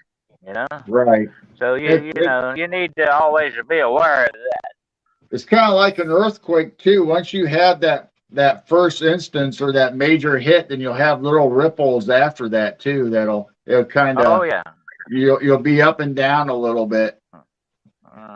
Oh yeah, that's the after effects, the shocks, aftershocks, you might say of it. Yeah, and I've had that happen to me. I know a lot of people have. And it's a good idea to try to get those resources back up. And one good way, for some reason, chocolate, does that very quickly, But if your blood sugar drops, you can pass out. You can get to the point you can pass out and go into a coma if it goes too low on you. So you're not playing. You can't play around with it. You got to be very careful. But like I say, your spirituality is directly connected to you physically. Your health, that's all the health is like that, all of your health factors. So it's a good idea to watch. You keep an eye on that, especially if you're very sensitive. If you're a very sensitive person, and you see things around you, you note things and all that, it can eventually take a little bit of a toll on you. Spiritually, psychically, or whichever way you want to say it, it will do that to you. I've talked to a lot of psychics that say they have that problem. That it kind of course, I think they're older. The younger ones don't kind of, they kind of shrug it off better than the older people do. But We must understand that, especially if you're doing anything like spiritual research, ghost hunting, or anything like that that has a spiritual aspect to it. You may run into that problem. So you Now, need have to you be had aware of it. anything? Have you Hmm. had while you've been in and out, during your sickness here this time, have you had any experiences or anything, illusions or visions or anything during your fever times or anything? Well, I have actually experimented with astral projection a little bit, which I don't advise people to do because it is a dangerous thing. When you leave your body, under whatever circumstances you may leave your body, whether it's a near death or whatever the situation, you don't know who might occupy that body while you're gone. That might be a problem when you go back. You got to realize that Yeah. you're open up. Here's the thing about Jerome. We were talking a lot today on the show about the open doorways and the portals. There are open doorways and portals to your body as well, to your very spirit, to your essence. It's not just in the physical or the interdimensional world. We have doorways to ourselves, and we need to guard those doorways very, very, very carefully. I have actually had demonic attacks that have done that to me. That have to sort of just weakened me a little bit. I've actually had that happen, and I've also had, I think, people have tried to place curses on me. There was one incident, I'll have to talk about it one day at a greater length, but there was one incident where a warlock cursed me to death, or tried to. And it didn't work out the way he intended it to because I'm still here. But uh, I could feel that movement against me spiritually. You know what I'm saying? I could feel it, Right. and I could feel its after effects. And here's the interesting thing about that when it comes to black or dark magic. If you send something out like that, you got to remember there's a rule, okay? If you send something out like that to curse somebody, you get part of it back. And if it don't work out the way you get it all back. Oh, You know what I'm saying? So right. that's a risky run when you do some bad things. It can come back and blow up in your face, so to speak. Like the proverbial coyote always would have a stick of dynamite blow up in his face. It'll do you that way. And so, and these dark witches and warlocks, they understand that. They know that. That's one rule. That's sort of an unwritten rule of dark magic. That what you put out, you will get some of it back. You may get all back. You get all back. And there are actual religious blessings, and I have done them. That ask God that whatever weapon is formed against me, I ask you now to send it back tenfold. Whoever sent it to me. Oh, that's bad. That's bad. So if you send something bad and you get it back 10 times its strength, you really hit something there. You know what I'm saying? So um, that's the way these things work, and that will take a toll on you. These attacks, these oppressions by demonic forces, by dark spirits, they can take a toll on you, and they take a toll on you mentally, physically, spiritually, and emotionally. That's Right. the way that always works. Now you talked about guarding yourself, that there's many portals into our body. You see this all the time in the movies where the entity or the evil comes into their mouth or goes up their nostrils or goes Yeah, into it's a their eyes. You portal. see the eyes a lot, Yeah, And that's it right. brings me back to the Bible, where God breathed life into you. So obviously your breath has something to do with it. And it says that your eyes are the windows to your soul. So obviously what are they always after? Your soul. So they're going to be going through your eyes. If you were gonna suck somebody's soul out, you'd do it through their mouth. I mean, that would make a lot of sense. That's where you became a living soul. So So if you yeah, can that's breathe very life important. into somebody, you can also you can suck the life right out of them. And that's probably where the term came from. Yeah. Well, that's what I've talked about the vampires. I don't believe they were that much after blood. I believe they're more after the essence of the soul, the life force is what they were after, because they needed that life force to continue their existence. They're parasites, like that's just like, a tick or a leech. And you see parasites all in nature, like ivy and mistletoe. They're parasites on things, you know. Things live off of other things, and they take that life essence. Hollywood got stuck on the blood thing a lot, you know. Of course, that has a Right. lot to do with it. I think it's more ceremonial in some aspect than anything else. I've seen it that used that way. But I believe it had a lot more to do with the life essence. And I've run into several in my career, several vampire type spirits that do that. They drain people. And if they, here's the bad thing, girl, if they do it on a regular basis, they will eventually kill you. Right. You will eventually shrivel up and die, you know, like a prune. That's it. And that's not a good way to go in my book. Definitely not. But these things are feeding on people spiritually, feeding, and the demonic does that too to a certain extent. You know, I think it's very interesting. I always go back to the actions of Jesus, who was the first demonologist, actually, and he said that about the demon act when he got the demons out of that man, put them in the swine, you know.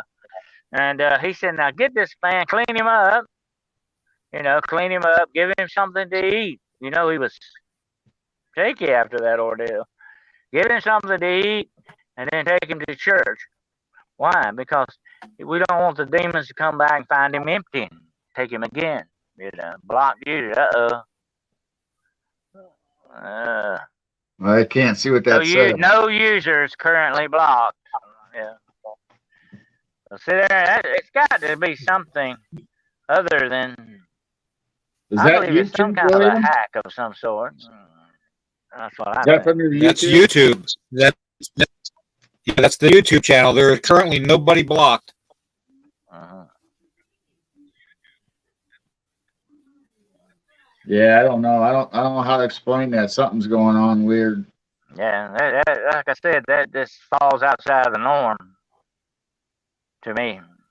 Yeah. Like I said, these hackers can do anything. And you know the government has employed many hackers. You know that. They'll give you a job. I know one of them that they employ. Good at it. Yeah, I know one of them that they employ. So. Let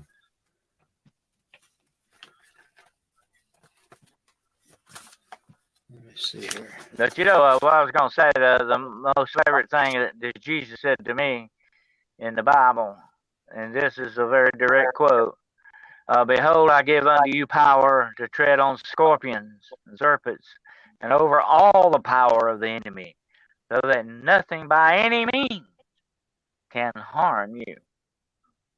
That's a very bold statement, but that's the power that you can hook into to get these things off your back, or whatever the case may be.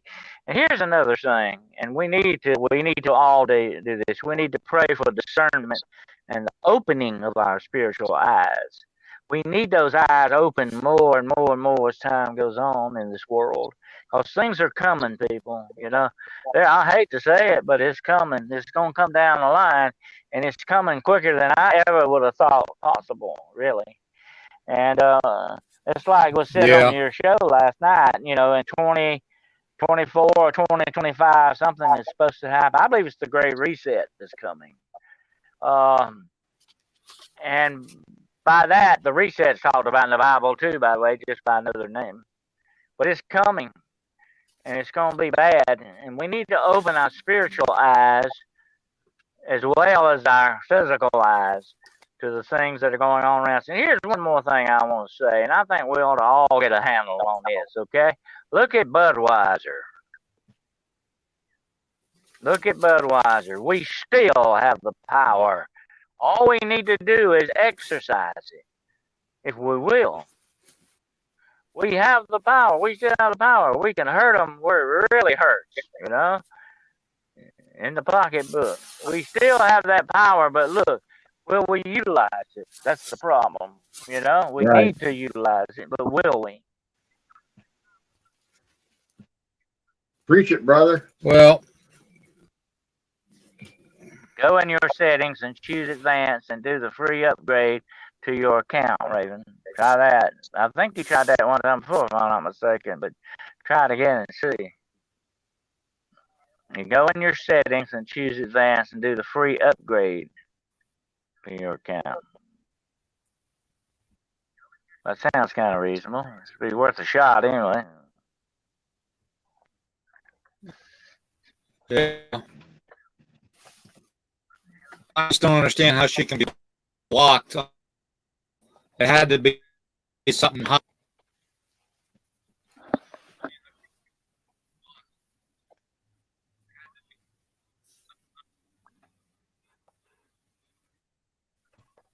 Yeah. I don't know. This whole AI thing is getting out of hand with these stupid robots and stuff. And I gotta think that these bots are the reason that everybody's being unsubscribed or blocked or not following, not liked, Right. So it's like they're just playing a little game of cat and mouse with us, Yeah, exactly. Well, Susie B, people got together because I was just going to explain Budweiser. Go ahead. Yeah. Go ahead, William. I was just going to say that we were at the 2 hour, 22 minutes and 22-second mark. Well, it started off when Dennis was talking and he said, "That's all I have to say about that." And look where we are now. Yeah. Well, you know what I always say: jump on that train while you can, cause baby, it's gonna go off the rails. Okay.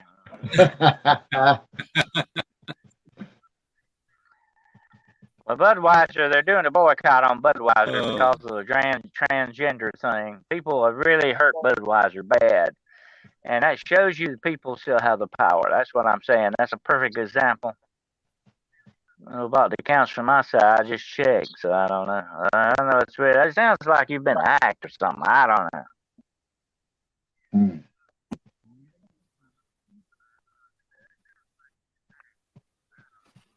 222. 220. 22. 2.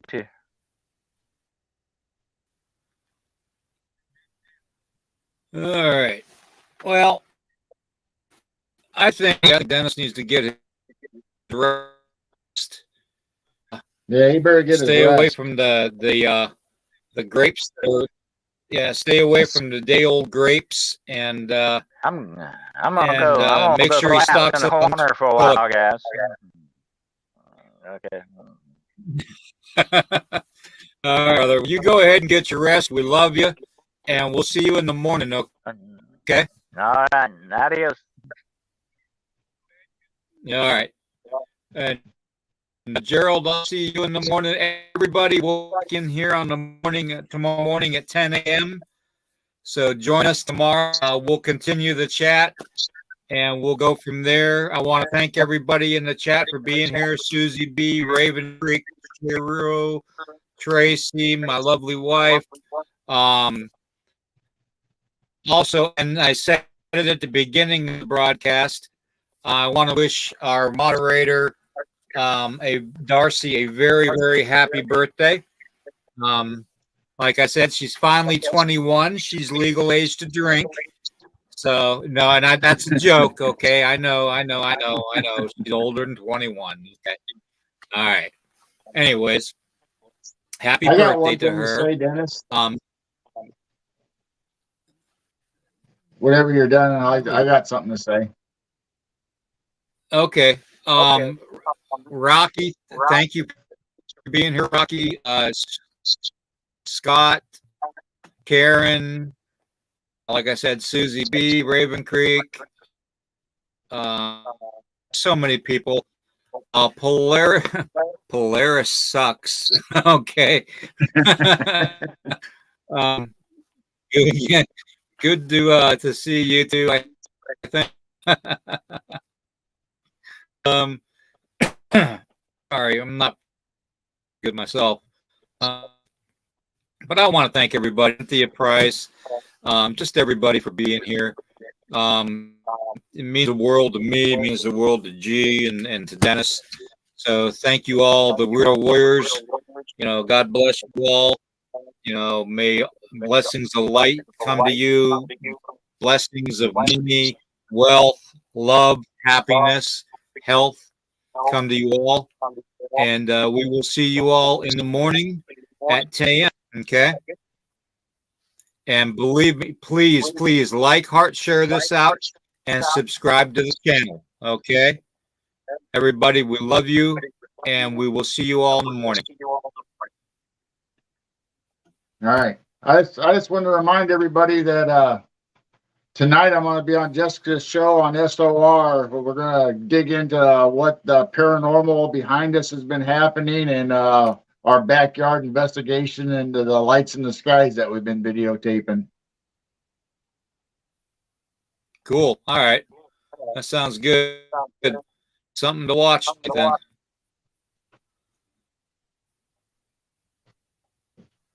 All right, everybody. Thank you for being here, and we'll see you in the morning.